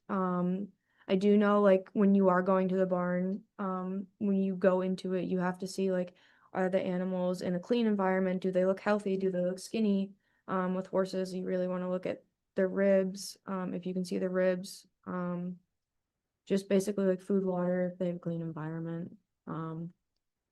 Yeah, so I'm not really sure of the certification. We didn't get really that far into it because it was just like right at the end of barn inspections that I got hired. So they're just finishing up on that. So I had gone to a couple, but not that many. Okay, thank you for that. What's that? Yep. So I have, the reason that you're here is, as a result of, when this town had the agreement, the municipal agreement with Winchendon, that, the complaints that the board got and heard, was response. When people call, they will get told, well, it's not an emergency, we'll see you tomorrow. My first thought is, if you're calling the animal control, you're not looking for them to come over and have a cup of coffee with you or something. They have an issue. So from my view, I believe there is a possible trust issue that no matter who we hire as an animal control officer, it's going to be a watch position, and people may call just to see the response. They may call, well, yeah, I have this dog or this or that, and when you get there, it may be more than calling you for a response. It's just my personal thought on this. So I'd like to hear what you feel that you can do to build trust, not only with me, the rest of the board, but the community, regarding the animal control facility that, and this comes up a lot when you have town vehicle and you have to go places. There'll be questions on that, and is the kennel being kept up to date, if anybody, if there's any animals there, you're going to see them, walk them, water, all of that stuff. So I'd like to know how you, what your thoughts on that you can do that. And again, lead what I consider, just my personal viewpoint sitting here. You're almost like a department head because you do work with certain parameters from here to here, the animals in there. And you have a facility, you have a vehicle, and you have responsibilities other than just going answering calls. So how do you feel that you can accomplish that? And maintain the facility, your position, get your training, you would have a number of cycles to get in with you the first year. So how do you think that you will accomplish that? Feel you can build the trust and build a position where people will think we have a good person in that position. I definitely think times like when people are calling, I really think that answering the phone right away is important. To me personally, because if I was in that situation and I couldn't have somebody come out, and I've been in this situation before, where there was dogs on my property and nobody would come out, that's so frustrating to me. For me personally, I like to keep my phone on me at all times, and I try to answer within 2 ringtones. For me personally, I think it would be good for us to have our own Facebook page, because I know Winchendon took our name out of that, and I know we're separate now. I think it would be good to interact with the community through that, showing pictures of the facility, maybe updating photos of the dogs we have, interacting in some of the Facebook groups. I had ideas where it's like, oh, like, take a picture of the facility. I'll be like, oh, what can you spot that's blue today at the facility or something, to get the community interacting with us. I think it would be good too as well to like go to the community events that we have around, and promote the animal control, interact with the community, answer any questions they have. But I think response time is like extremely important to me, because somebody could be in a situation where they really need help and they're not getting that help. That's not good. I have another question. Go ahead. The option we chose would come with possibly 1 or 2 other animal control officers. So, so how do you feel interacting, like, because you would be the first one, so how would you be setting the stage? Basically, it's a heavy lift. Yeah. The one to set the, like, Chair Bennett said about basically being, a department head. So how do you feel about that? That's there'll be, like, if there's any billing from animal, they'll have to do warrants. Warrant is basically a bill. And you can be shown that. Different departments can help and show you that. The police department, if that's what you're listed under, they can show you how to do some of that paperwork, because we don't expect you to know it right away, because it's within our town, what we do. But that's gonna be some of your responsibility. If you got any donations, you'll have to put in, they call it turnover, and bring it to the treasurer collector and fill out the proper paperwork. How would you feel about those added responsibilities? I think it would be okay. I think there's definitely some things I will have to learn, I will admit, but I'm willing to learn. I always keep notes on me if I ever find myself maybe in a pickle where I'm like, oh, I don't really remember how to do this because I haven't done it for a while. I always try to keep notes, so it's like, oh, this is how you exactly do it. I think it would be great to have another officer or 2. I love having a team built. I think that would be great. I always like maybe relying on each other for certain days. If it's really busy, be like, hey, if you're around, can I call you? If like it gets really busy, if this is more important and I'm doing something else, can you go do that? But I think it would be great for like team building things. Yes, sir. Yep. So my last question would be what you just asked. Yeah. Probably for the rest of the year. Mhm. I don't want to sugarcoat it. you will probably be it. Yeah. You will be regular schedules and you know, you're gonna get that call the weekend or Yep. Because like I said, if people calling the animal control officer, they're not looking for, say, come on over and have a piece of pie. They have an issue. Yeah. However big or whatever it is. So you're good with that and you feel that you can meet that? Yeah. Is that schedule? Very good. Any more questions, Mr. Toth? Nope. Mr. Mayor? I'm good. I'm all set. Thank you for your time. Thank you. Thank you. Thank you.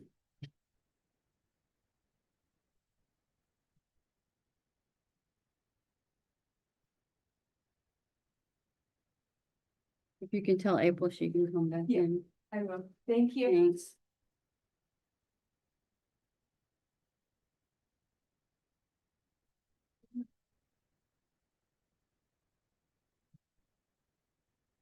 I don't know if April will come back in. But this part, I didn't know.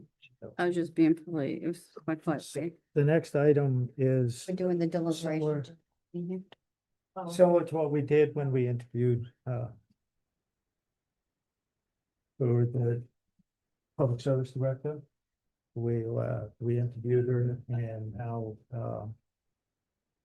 discussions on thoughts. On the candidate. I did reach out to an organization that they do the training. Miss Sherry Gustafson. And under the Mass General laws, the ACO should complete their core competency training within 1 year of hire, so they can work as an ACO prior to completing their care. The training schedule, as it works out for Central and Western Mass, is in September. So if the board was to hire pending this, and this, she would not be on the job long before the training would be here. I don't know if when the next training cycle, if it's for Eastern Mass, if they allow somebody from the other two sections to go in that, or how, how strict they are on.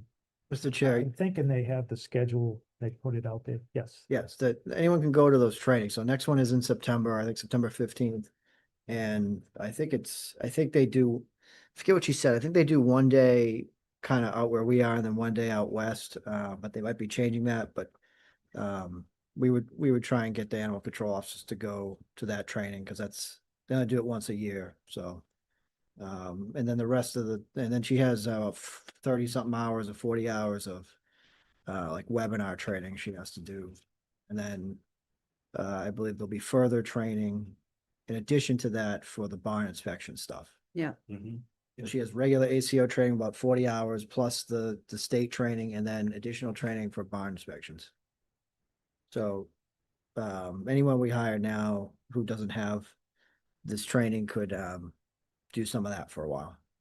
And there's also, it's the animal, Mass Animal Fund. They sometimes, depending on if they have the funding, they will pay for like private training for the veterinarian too, in case there's a euthanasia type of thing that comes up. It's possible, not a guarantee, but if they have the money available, they would pay for that training for the ACO to go there and get that done through a private means. I didn't get the details of going to like, if you had to go to an area veterinarian hospital and, the details would work, but it's possible that took that training, any ACO took that training, it would be no cost to the town for that as well.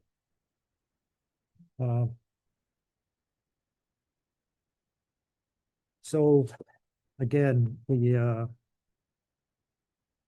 pay that's in the budget is not something to write home about. Um,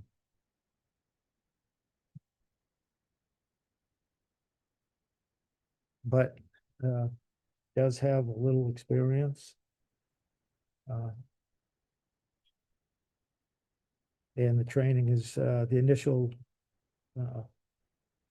two cubes of the training is right around the corner. Barn inspections are November, December. There's a time frame in there where they generally Yeah, have they've got to be wrapped up by December and the reports to the state. It's either the last week of December or the first week or two of January. So there's that we have to, and I have been on the board back in, we didn't have one, and the Department of Agriculture came out and they worked with the town. They kind of waived the mandated thing. We were able to find somebody that volunteered to do the barn inspections, so that report could get filed. It wasn't the best and the prettiest thing, but there's just some things I don't really want to do again, and that's one of them. If we can have somebody in place, because we have to have one. The training is right around the corner. It just, things seem like they're kind of lining up for us. Well, I think That's my thoughts. our town, we've done pretty well when we put ourselves out there for some folks that we've hired in the past, for the various jobs, from the grant writer to, other jobs that they haven't had, the younger generation, and they've really surprised us. And I really think Devan, based on our conversation with her today, I think that, I think she also is a local, so she has a lot of support within the community that she probably can reach out to. She probably didn't talk about. But I think we should give her a shot. We don't have any officer right now. I think she'd do a great job. And I do believe that we've given these opportunities to other folks and they've surprised and wowed us. And I really do have a good feeling about her. But we also have the opportunity to hire a couple others too. So, I mean, they could be, a good team that she could help put together.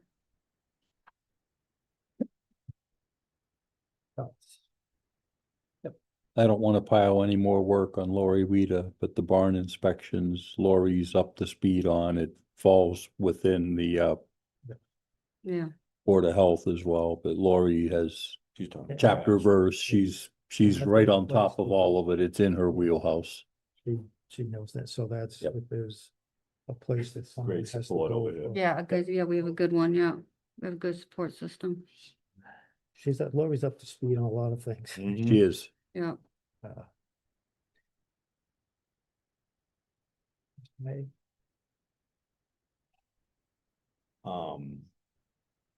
I think, like Spence said, she has some experience, not much.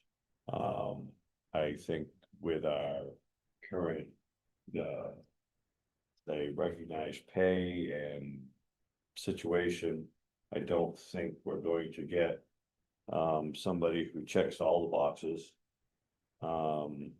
And I do feel that, there's a point where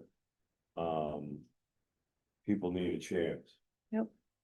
And she seems to be, let's say, very interested and focused around animals.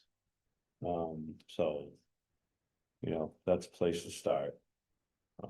My concerns would be, the typical stuff about, maintaining the truck, maintaining the property and those kinds of things, because those probably aren't necessarily in her wheelhouse. But everybody has to learn at some point. And we have other people in town to, let's say,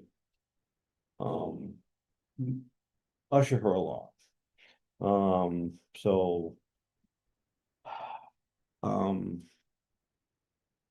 you're trying real hard to say go, but go Yeah. with her. yeah, I am.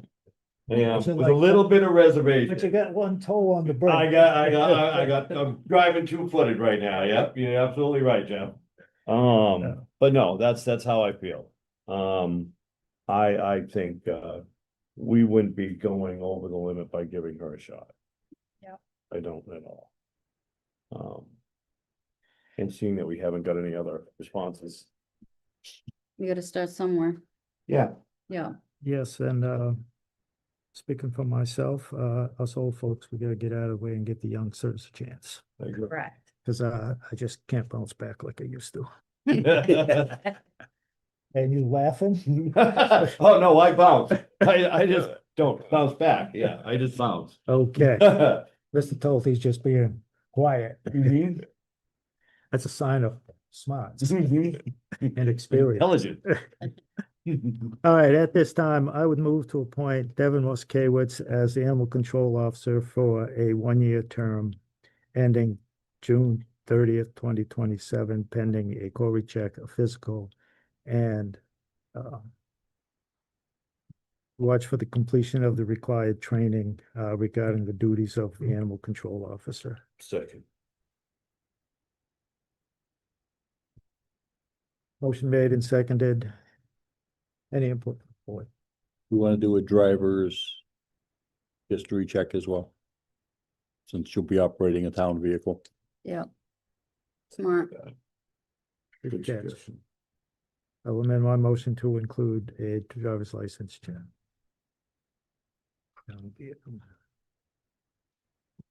Just trying to protect the town at the same time. No, it's a very good point. Good catch, good catch.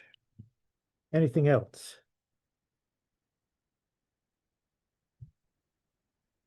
Hearing none on the motion, how would you vote, Ms. Graves? Yes.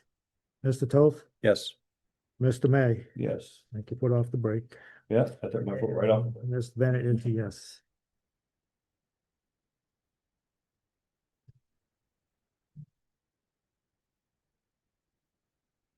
You going to get this? Yep. Okay, thank you.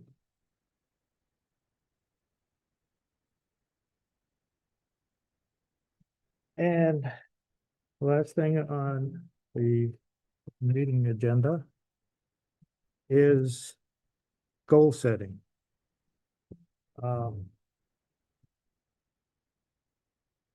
The board has in the past had goal setting meetings separate. They've been about a page long and they've been, looked out 4 or 5 fiscal years. With the exception of Ms. Culver, because she simply wasn't on the board at the time. We met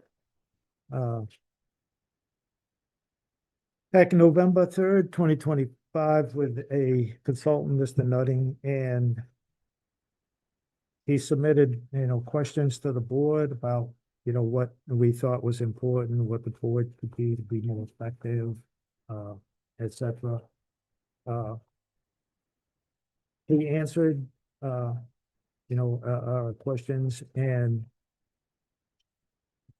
what seemed to be the consensus of the board was to, and the recommendation of Mr. Nutting, excuse me, it was to have a short list rather than a long list of things that are of priority to the board and that we could actually accomplish.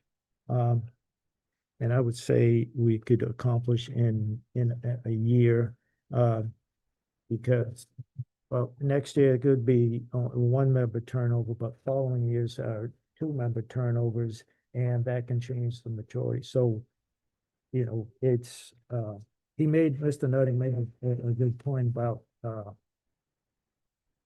coming up with the list of things that are important and that are doable in a year. So, and I believe last summer before, Mr. Ryan, and we did this meeting, the board had initially talked about shortening the goal list up to a small number and of things that we could have to get done rather than, 3 years down the road, oh geez, who was supposed to follow up on this and this and that, so.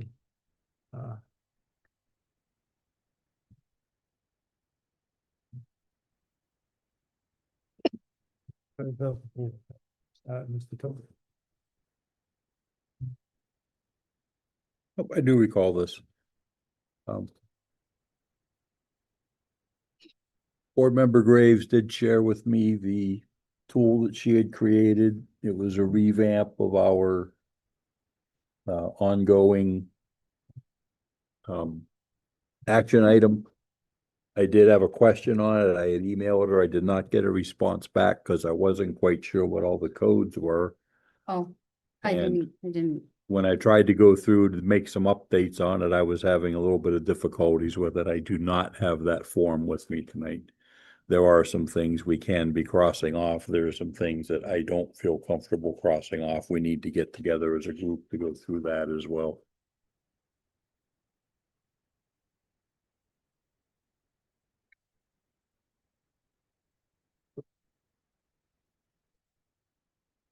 Mr. Nichols.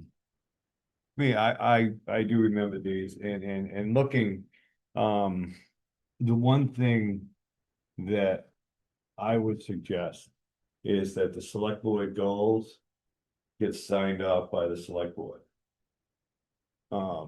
Whether we've done them or not. Whether they're, what we're considering them done or not.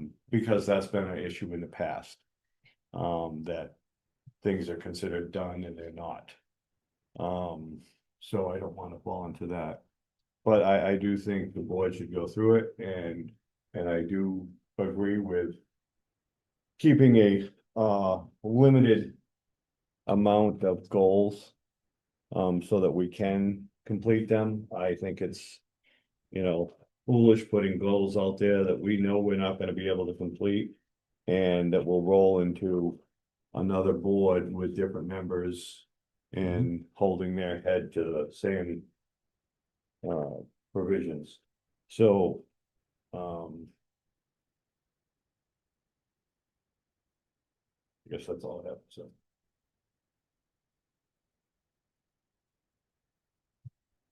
Oh, is it my turn? Go ahead. Okay.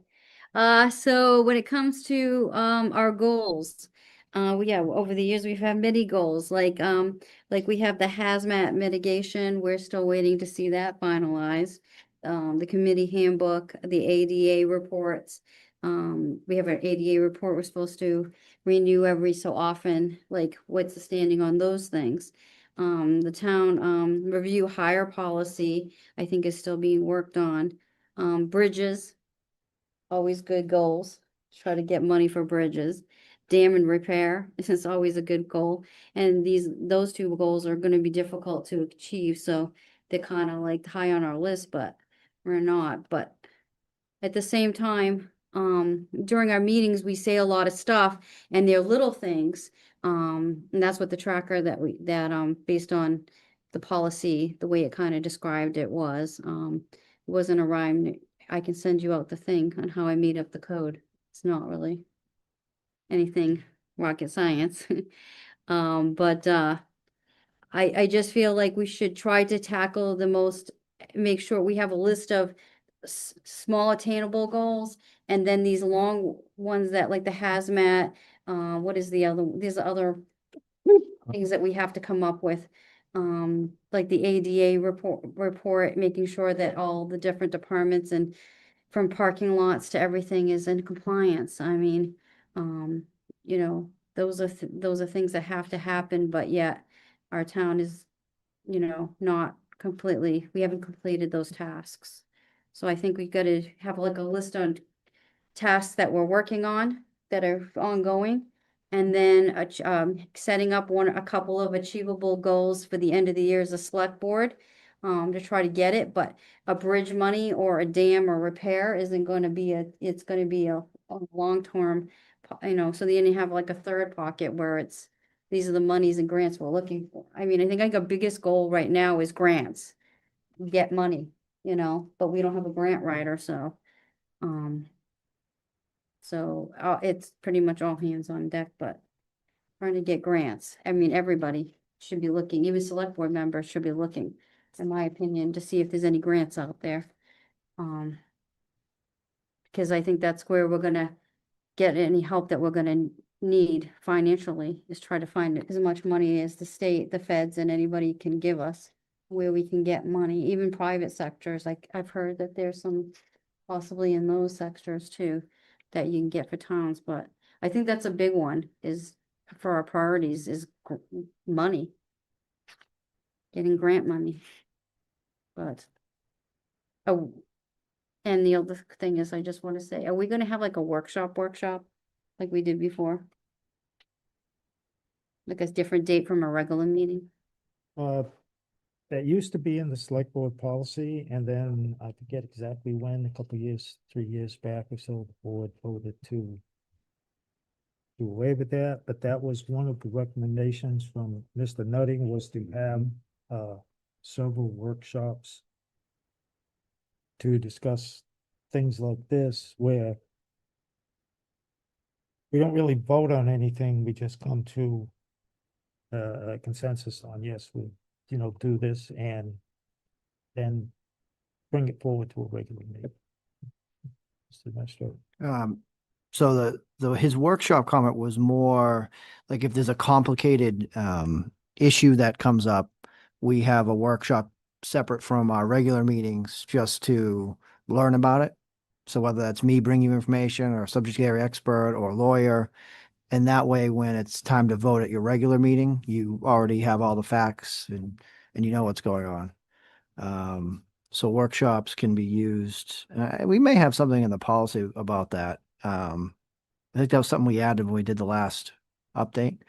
But yeah, workshops can be used for the select board to just come together and learn about a topic that you need to vote on in the future. I just thought when we did it with Mr. Nunning, I thought it was like we had a great conversation and we made great goals, and those are the goals from November 3rd we've been working on. And I think having a goal setting meeting where we're without him, but doing the same thing would be very helpful, in my opinion. We could do a similar thing if the board wanted. I could send out a similar survey to get sort of your thought process going, and then we could have a workshop to talk about it. I love it. Yeah, I would have to look up what the reasoning was to stop the workshop, but we used to have them regular, just the board, and with no consultant or anything, and do just what town administrator talked about. Something's coming up, you're thinking about doing it. We do all the deliberation and getting things lined up, so when we come to the meeting, we can just vote on it rather than spend an hour at a regular meeting talking about stuff like that. Like if we just did it like without him, but doing the same thing the way we Yes. did it, I think that would be very productive. I thought we got a lot out of it, and we did conclude some of this, I mean, finish some things, and I don't know, I've got a lot out of it. I liked it. I like the process. Let's go. Yeah.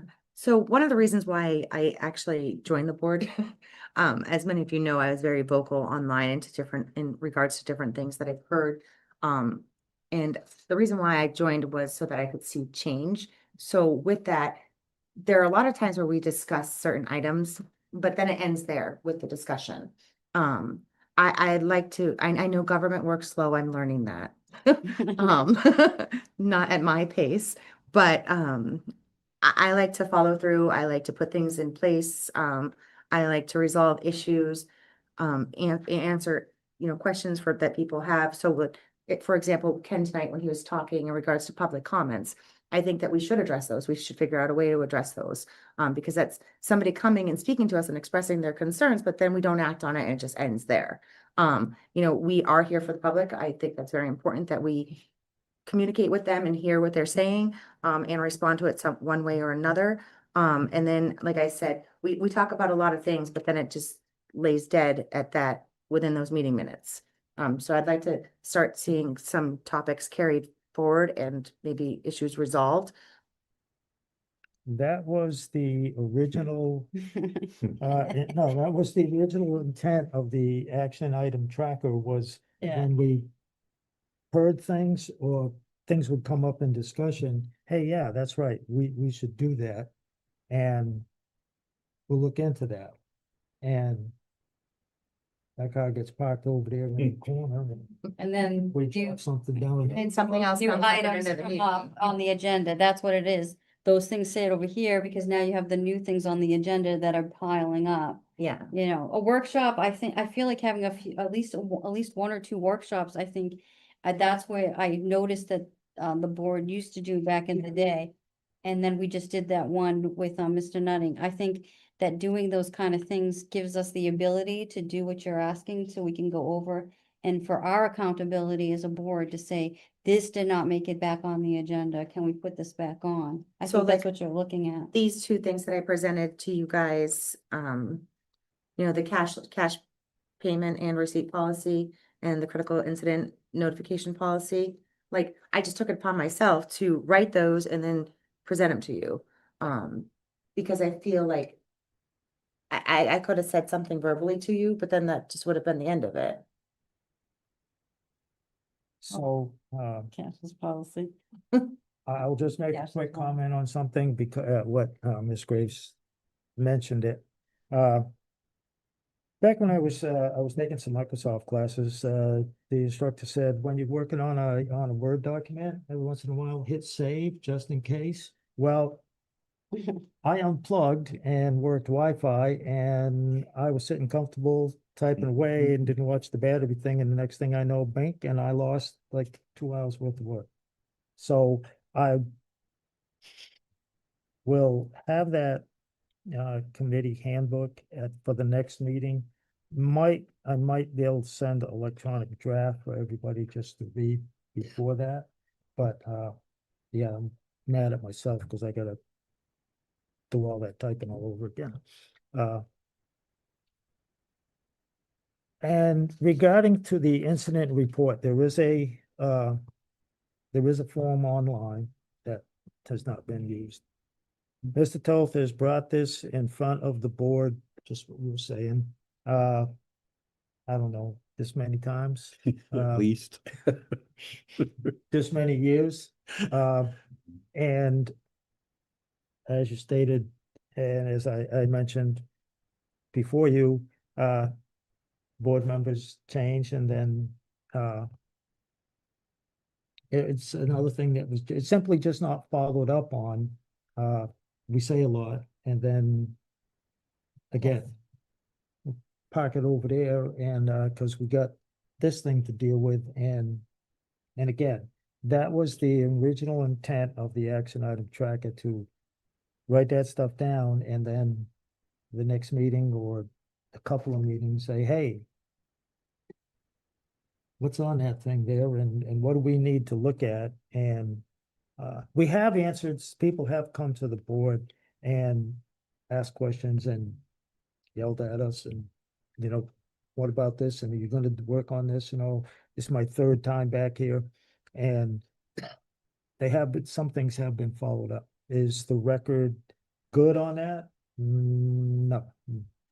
Not even, I can't even say that with a straight face. So that would be a thing to work on. Would be the workshop schedule. And we don't have to have them. Were you thinking of like the retreat? Yeah, like And- that retreat, like a workshop retreat where you can Yeah. go through and then maybe a smaller workshop later on to follow up with anything possibly. Like I said, I Yeah. go back and look. In one of the policies, I know I have. I think it would make us more productive. They had workshops scheduled. Not like as much as regular meetings, but Right. they would Sprinkle come them in. up every once in a while. And there was the retreat thing that was separate, Yeah. but that's where you would come up with this long list of goals. And, you know, it's like 4 or 5 fiscal years out, and some of them are like started in the middle of doing, and it's 3 Okay. years down the road, it's still, what was that word? Ending? Also have to In remember, process, you know, Yeah. ongoing. Also remember, whatever and- we do, we can be making more work for other departments. I understand that. And when I think, like, when we're putting policies into place and things of that sort, I don't think that we should expect that the department heads be watching our meetings. They can be lengthy.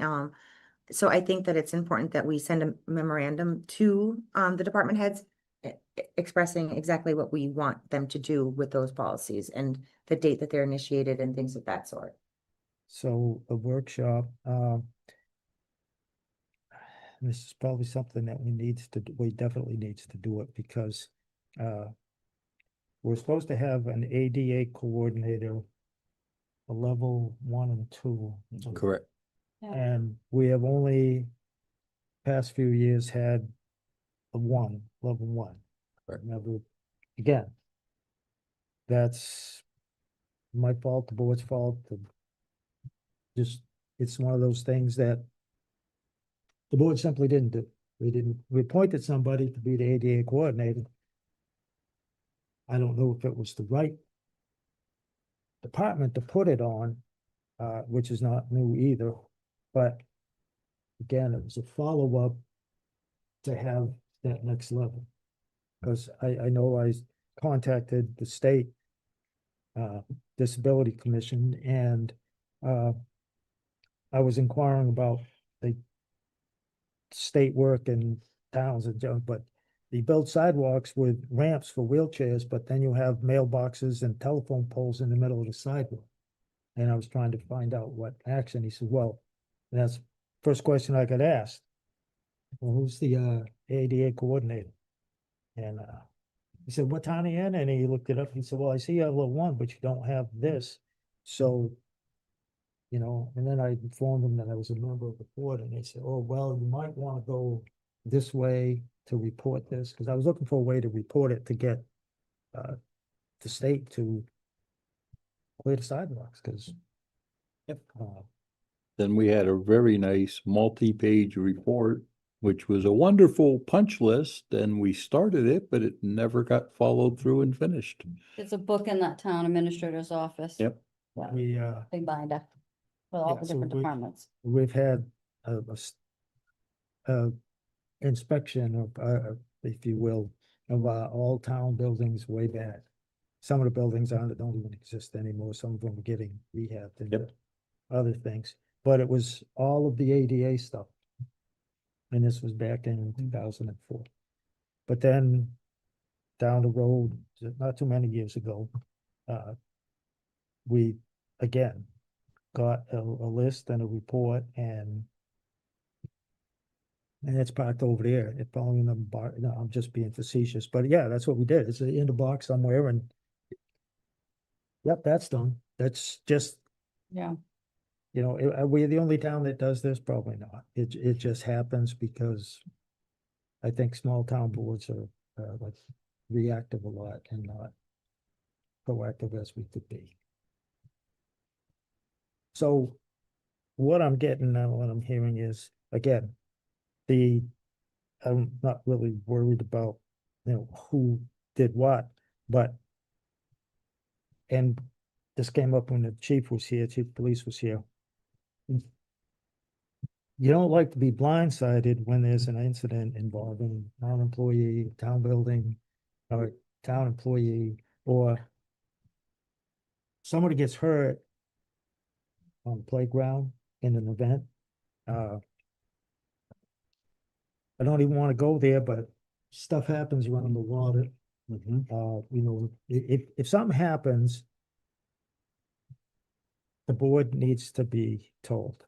And I don't much care because this I would not get mad about, even though I hate phones, but if I get a call, weekend, whatever, hey, you know, this happened. Okay, thank you. I'll email the rest of the board. I'll call somebody and say, hey, you know, email them this, that, because I know myself and I know Mr. Toth have gotten these calls and texted, and I've been stopped in grocery store. Hey, how is this one doing? Or what happened there? Or is that okay? And I'm looking at them like, yeah, I'll have to check on that for you and I'll get back to you. Give me your number, you know, it's, And no, I know sometimes, if there's a fire or car accident, I don't expect them to go, hey, yep, right here with the accident, blah, blah, blah, but when it's done, the bylaws and the state statutes say the board is responsible. We hire these people, their budget, we're responsible for the financial matters of the town, generally speaking, the legal issues, generally speaking. We should know. Oh, We should know sooner rather than later. It was like that fire. I turned on Facebook and there it was. I was like, Well- oh, that's nice. well, Nice way to fire- find out. The fire, it was the dam one for me. On the Friday, the dam was having issues. And by the time I found out about it, I was going I went right down there. I was watching them fill the stuff, asking all the questions. I was very concerned about that situation in Baldwinville. And I mean, I was shocked when they told me that it was started on Friday and I didn't hear anything until the Monday. And then as soon as I happened to be in a situation where someone told me, I was caught off guard, just said, oh, thank you. And then I just went right where it was to go see what I could see to understand it better. Cause I didn't know if we were gonna need extra money to help the situation or not, but I was very concerned for the residents involved with what the situation was looking like. I wish I don't want to play detective work or have someone catch me off guard in the public to tell me these things. I'm not always on Facebook too, like the fire, the same thing. I think it was the tip of the news on television where I seen it. I don't watch TV. So, what I'm hearing tonight is look at a retreat, Yeah, which we kind of had back in November. We don't have to have a consultant at each and every one, but No. we could do that again. out of their money. So do you, Have some workshops. Mr. Chair, do you want to do the questionnaire again prior to the retreat to get everyone's thought process over their priorities Yeah, going? I'm just, If I could just copy that from what we did I'm last. just trying to say, what I'm hearing, and then, I want to comment on. And then there's the incident notification, and this is not new, it just has not been acted on upon by the board, Right. officially put in place. There is a form online, I don't even recall when it was there, but I know it's, Been there over 10 years. I have not seen one. But Nope. again, As there's a member of the board. turnover all the time. And if there's not a memo going out explaining to people in charge what needs to happen and when, we can't expect that they're gonna know that form is online for them to complete. So. So that's where the memorandum comes into Um, play. The other thing from the November meeting, and I believe the town administrator is working on this, that was our direction, is the personnel policy. There is, just one thing, there's a lot of verbiage in there, Yeah, and as Mr. May asserted, this would be not, it's a long-term goal and a short-term goal because we have some agreements coming up for discussion by the board, but when we make one agreement, regardless what it is, intermunicipal, CBAs, department employees, etc., we need to take this one and stick next to it and make sure that they align. Like the personnel policy specifically states, no town vehicles for personal use.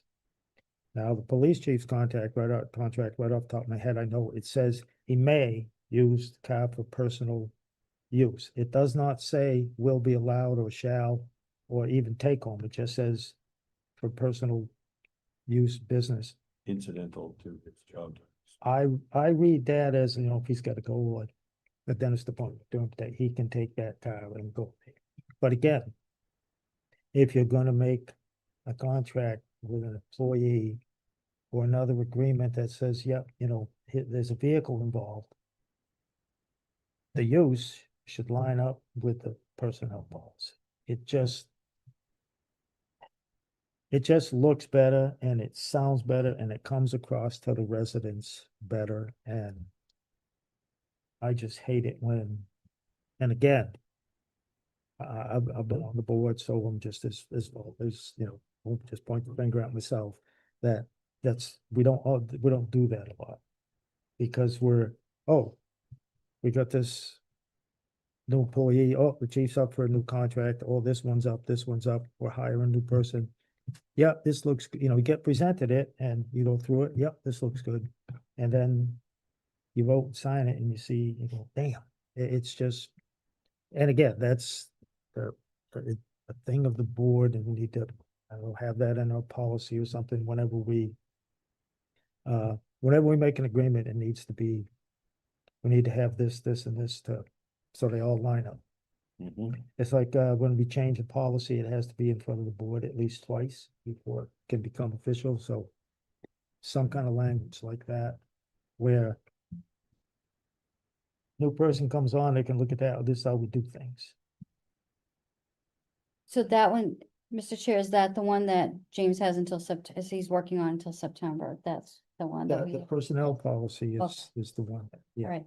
The other one that we were supposed to get is the inventory and the inventory of the vehicles and the property. But it was sent, it was teeny, and whatever I was sent, so I would like something big and printed. Just had to go there, inventory. I just wrote that down. Inventory, did you? Yep. I wrote, yeah, the inventory and then the properties that we own that are in the town's name. I was sent something just recently, but it was so small, I couldn't get it to open up wide enough to look at it. And I don't call on there, but, so the inventory, so that was a vehicle inventory that we got emailed, Incomplete. but I believe when it was, again, inventory was the hot topic of the month. Yeah. It was a complete inventory.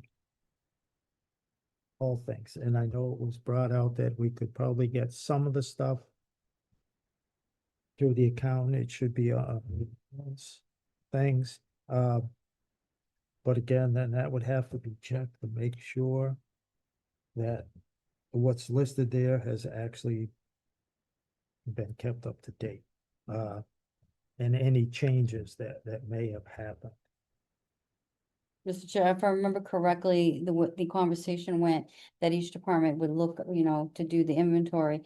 It would take like possibly a year or so to complete, to look over these things, but Could that be something that's part of the senior work-off program? The senior work-off program, could we have them go in and do inventory of the list that we have somewhere? Yes, I mean, and that's the other thing for that we done. yep, the other policy, we have to write it, yeah. Next We have to agenda. wait for it. That one's not hard, because there's examples all done. It's not like the inventory is something that you gotta do from scratch.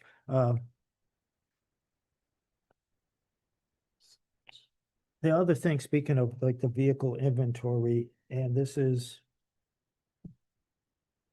I don't know how many times I have brought it up, but it's been in front of the board when the fire chief was here.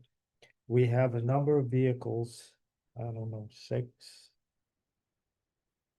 or so that are parked at the fire station in Baldwinville.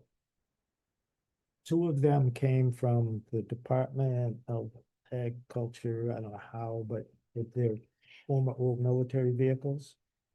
And then the rest came from the state, they are state surplus vehicles.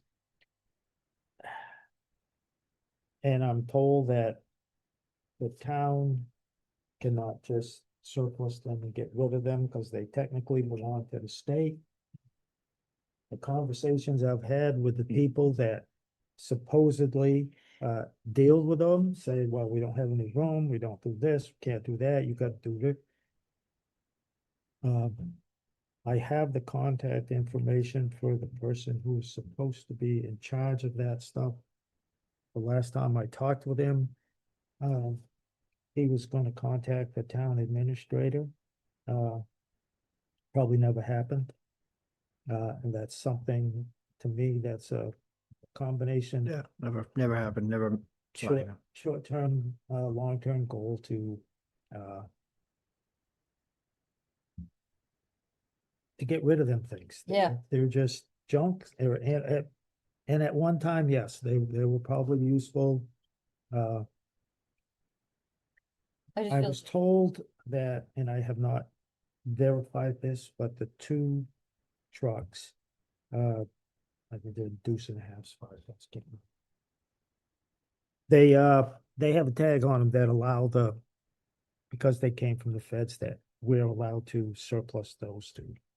And sell them all for scrap. The other ones, and this is the hard part to get resolved, because every time I contact the fire chief, I haven't heard nothing back. Nope, I haven't heard nothing back. I don't know if Senator Durant, because he seems to be the guy coming around and visiting, if we could get some horsepower through his office, some assistance. If the state doesn't want it back, just give us a note, let us, get rid of them, I suppose. Or we're gonna hire a tow truck and just dump it on state property somewhere. Tell that them was- where it is. I told that to they own I it. talked with the person, I said, well, just give me the address and we'll get them there. They, I won't have no room, I don't care if you have room. We ain't got We no haven't got no room either. We should start charging them for rent for their being room. parked on our Okay, property. and There you go, And but I will get the contact that I Sure, spoke with on the phone and said he was gonna get in touch with you, and sure. you can have that conversation. If I may, Yes. Mr. Chair, the one thing that concerns me, and glad you brought it up, the thing that concerns me, on a more immediate nature with those vehicles that are parked at the fire station at Ballinville is the abutting property, which is now BES. And there's a lot of people coming in there, and there's potentially kids coming in there. And these properties abut, and I don't believe there's a fence between. And I just would hate to see a kid playing on those. Well, that's the. That's good at it. Yeah, they go right down. Yeah. Yeah, it's right where the old Chelsea used to. Mhm. Yeah, I really don't think, Is this something that James could do for us? Yeah, I don't think there's a fence, so I just don't wanna find out that we've got kids playing on those old. Rusty so. out there. Does it have to be the fire chief that takes care of this, or can? They were, Mr. James, look into it too, since we've gotten nowhere the other way. it's the agency that they came from, the way they Yep. came to the town. And that's a question that can certainly be asked, if we can go some different route, again, maybe, the senator could help us, Maybe. we could get some horsepower to just, move them. And I would just ask that if we could on this, the Templeton Select Board Workshop, November 3rd, 2025. The highlighted red done under 8, I'd like. Put in progress. Because I believe the only thing we have done is the, registered vehicles. Out of that list, if I'm not mistaken. So what's the vehicle, what's the inventory missing? Equipment and town property. Well, vehicle inventory wouldn't be equipment, so is there Right, but vehicle? it says right here, it says, town administrator will provide board with an updated inventory of vehicles, equipment and town properties by June 2026. That's fair. So, and the vehicle list, as you heard from the chief, the vehicle list has some missing items. Or has missing items. So, Well, I remember his email was more like. I said something about, it's a 2011. he got rid of a vehicle, so it goes over to DPW and he doesn't know where it goes after that. But the 2011 Hyundai, he still has. And he parks it over at the DPW. But Was that, was that the state? Was it the state? that's a vehicle though? car that came from the state. Yeah. Right, but like all the other vehicles that we have on that list that came from the state, it probably should be on there because we maintain it. All right, we will add that state vehicle on.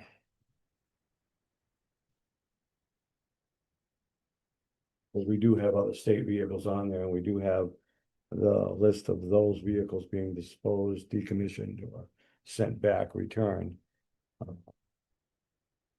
So it seems like it would be, And relevant. And I don't understand where it says the 5-year capital improvement plan. That would be the capital improvement board that would be doing the capital improvement plan. And every year they work on it. I think that goal was, well, I don't remember. I think, well, I mean, what I did was I submitted a template, but it was too late in the game, so I understand why the capital improvement committee didn't wanna. Because departments had already submitted, capital submissions by the time I started here.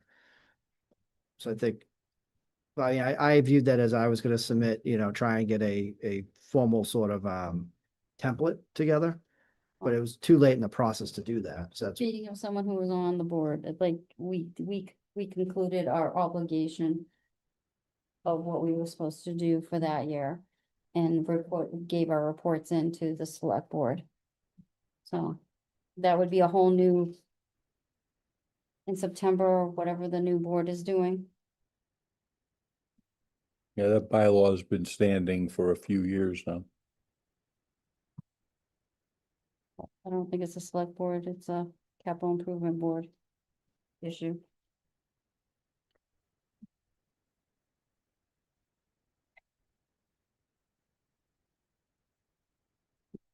So I mean, do we, What? Your list. My list or what? Which, the tracker list? The tracker's online too, you can always go online. But, oh, the list that I have, yeah. I gave it out in one of the meetings, this is a bigger version of it. Mr. Chair?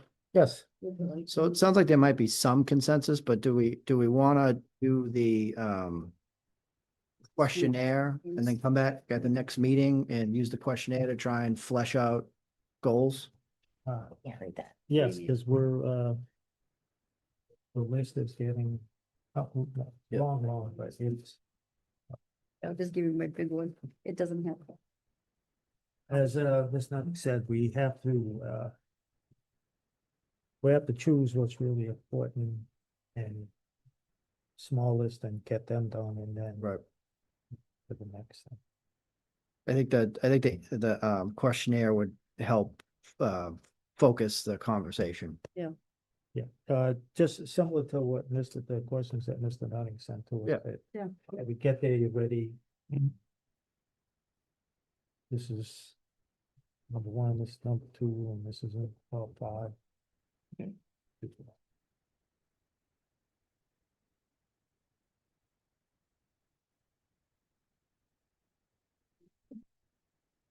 All right.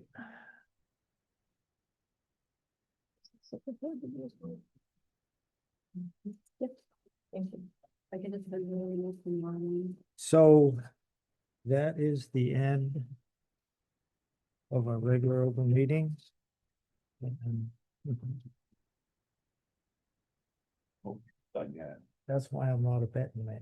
Right. Also. All right, we do have an executive session after our meeting, but right now we are at board member comments. Let's go over. First of all, I'd like to thank the chief of police for coming in today and talking with us, and giving us an explanation, that was informative. Then the second thing is that we did meet with Senator Durant's representative today. Candace and I were here. There are also some residents here and members of the police department. I appreciate everybody taking the time to come down today and express their concerns. I am still working diligently in sending emails and things of that sort, to the state reps, letting them know about our financial position here in town. And that's it. Ms. Graves? I want to thank everybody for a wonderful 4th of July weekend.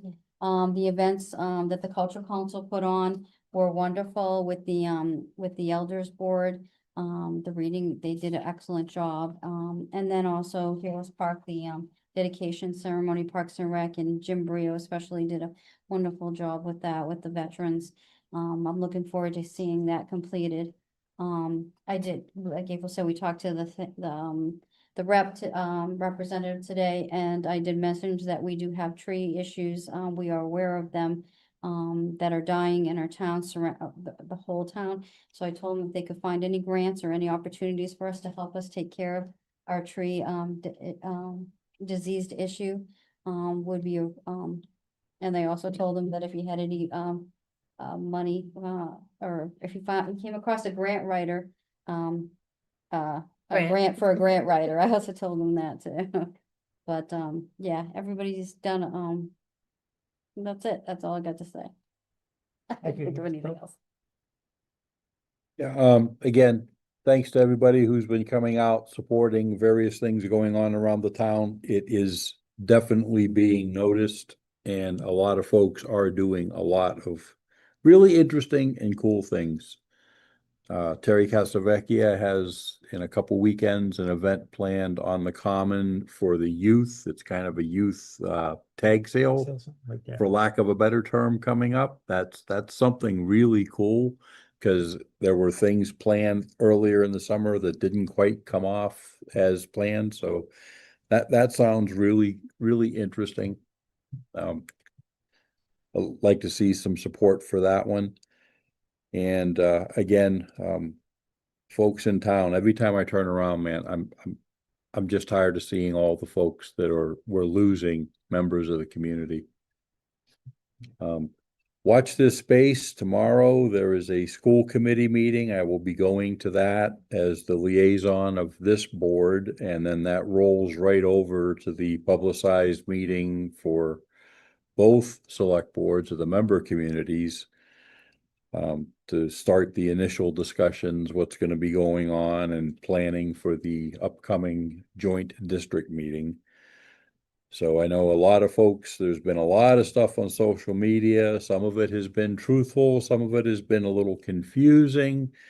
Please, please, please pay attention to how the meetings are going out. Use the official information, not the I heard it second and third hand, but please come out to the meetings and get what is officially being said. There are a lot of misinformed members who are misspeaking on the social media platforms, which is really compounding the confusing situation. And we need to get it right. And we heard tonight from the chief of police, I don't think people fully understood. When this board went through, did the deep dive, we knew the financial dire straits we were in. I don't think everybody fully appreciated it. Now the proof is in the pudding. We're seeing this board was not kidding. We're in trouble. And I don't see a light at the end of the tunnel at the moment. All set, Thank you. Mr. Mayor? Yeah, I'd like to thank Cheryl, Jessica, and the chief for coming in, and I'm really glad that we're finally disposing of some of our excess property. Getting that back on the tax rolls. And I want to wish the chief of the fire department a speedy recovery and return to work.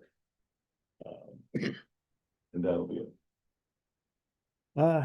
Just a couple things, just to add what Mr. Belt said. If you're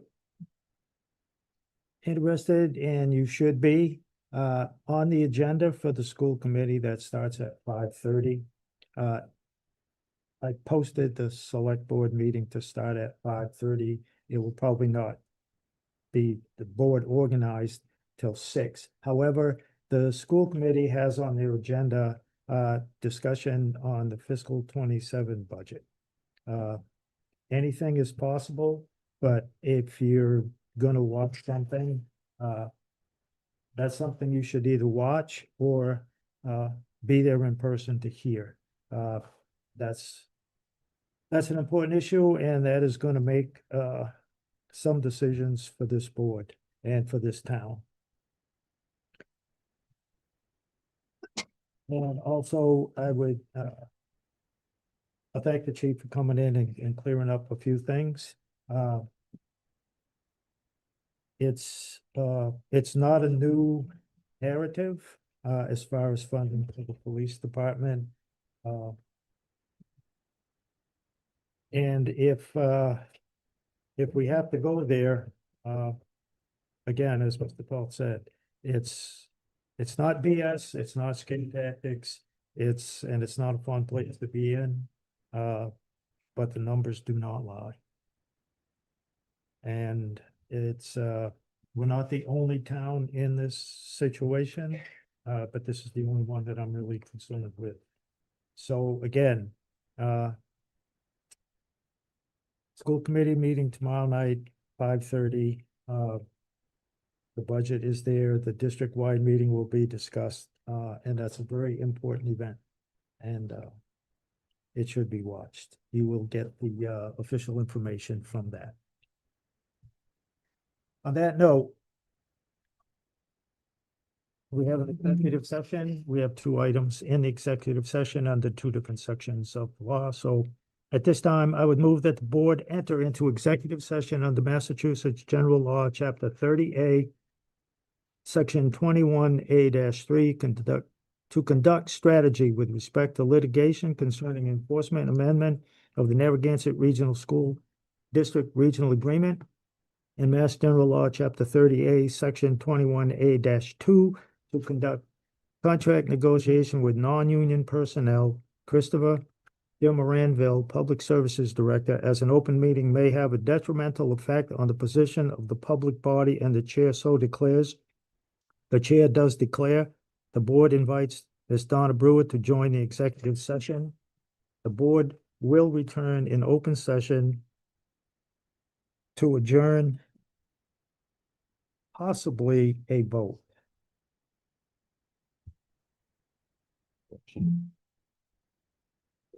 Executive session is 23 and 21-3, not page 3. Well, it's section 3. Yeah. No, I get it. Yeah. I'll make sure. Okay, yep. So there's a motion. Second. Second. Motion made and seconded. Any discussion? On the motion, how would you vote? Ms. Cover? Ms. Graves? Yes. Mr. Toth? Yes. Mr. Bennett? Yes. Mr. Bennett is a yes. Okay. Wait, 21. the second item, no. They're not coming back out, second item. Sounds good, thank you.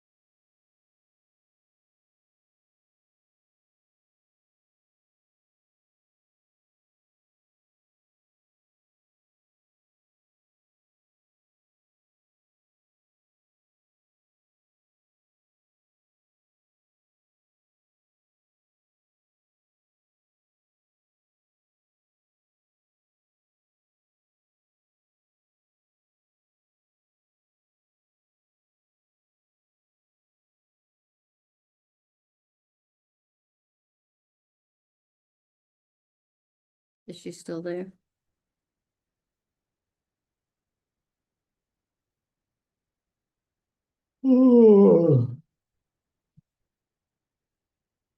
At 10:07, what the hell?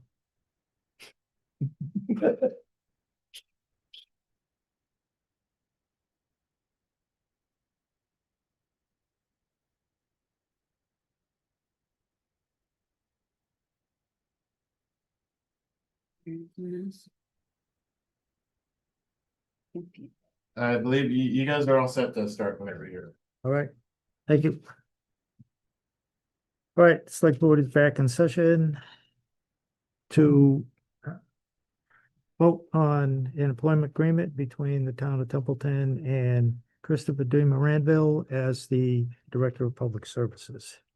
But this time, I would move to approve the employment agreement between the town of Templeton and Christopher D. Moranville, the position of Public Services Director, and for the town administrator to sign. Second. For a term ending June 30th, 2029.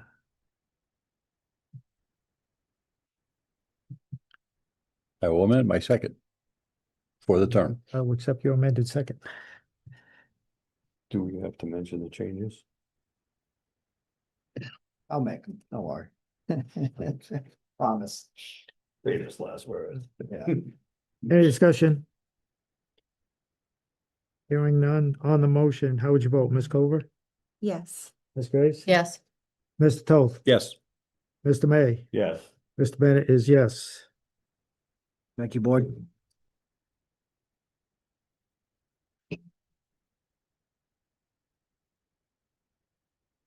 And that concludes the open session meeting. I would entertain a motion to adjourn. Second. Moved. All those in favor say aye. Aye. Aye.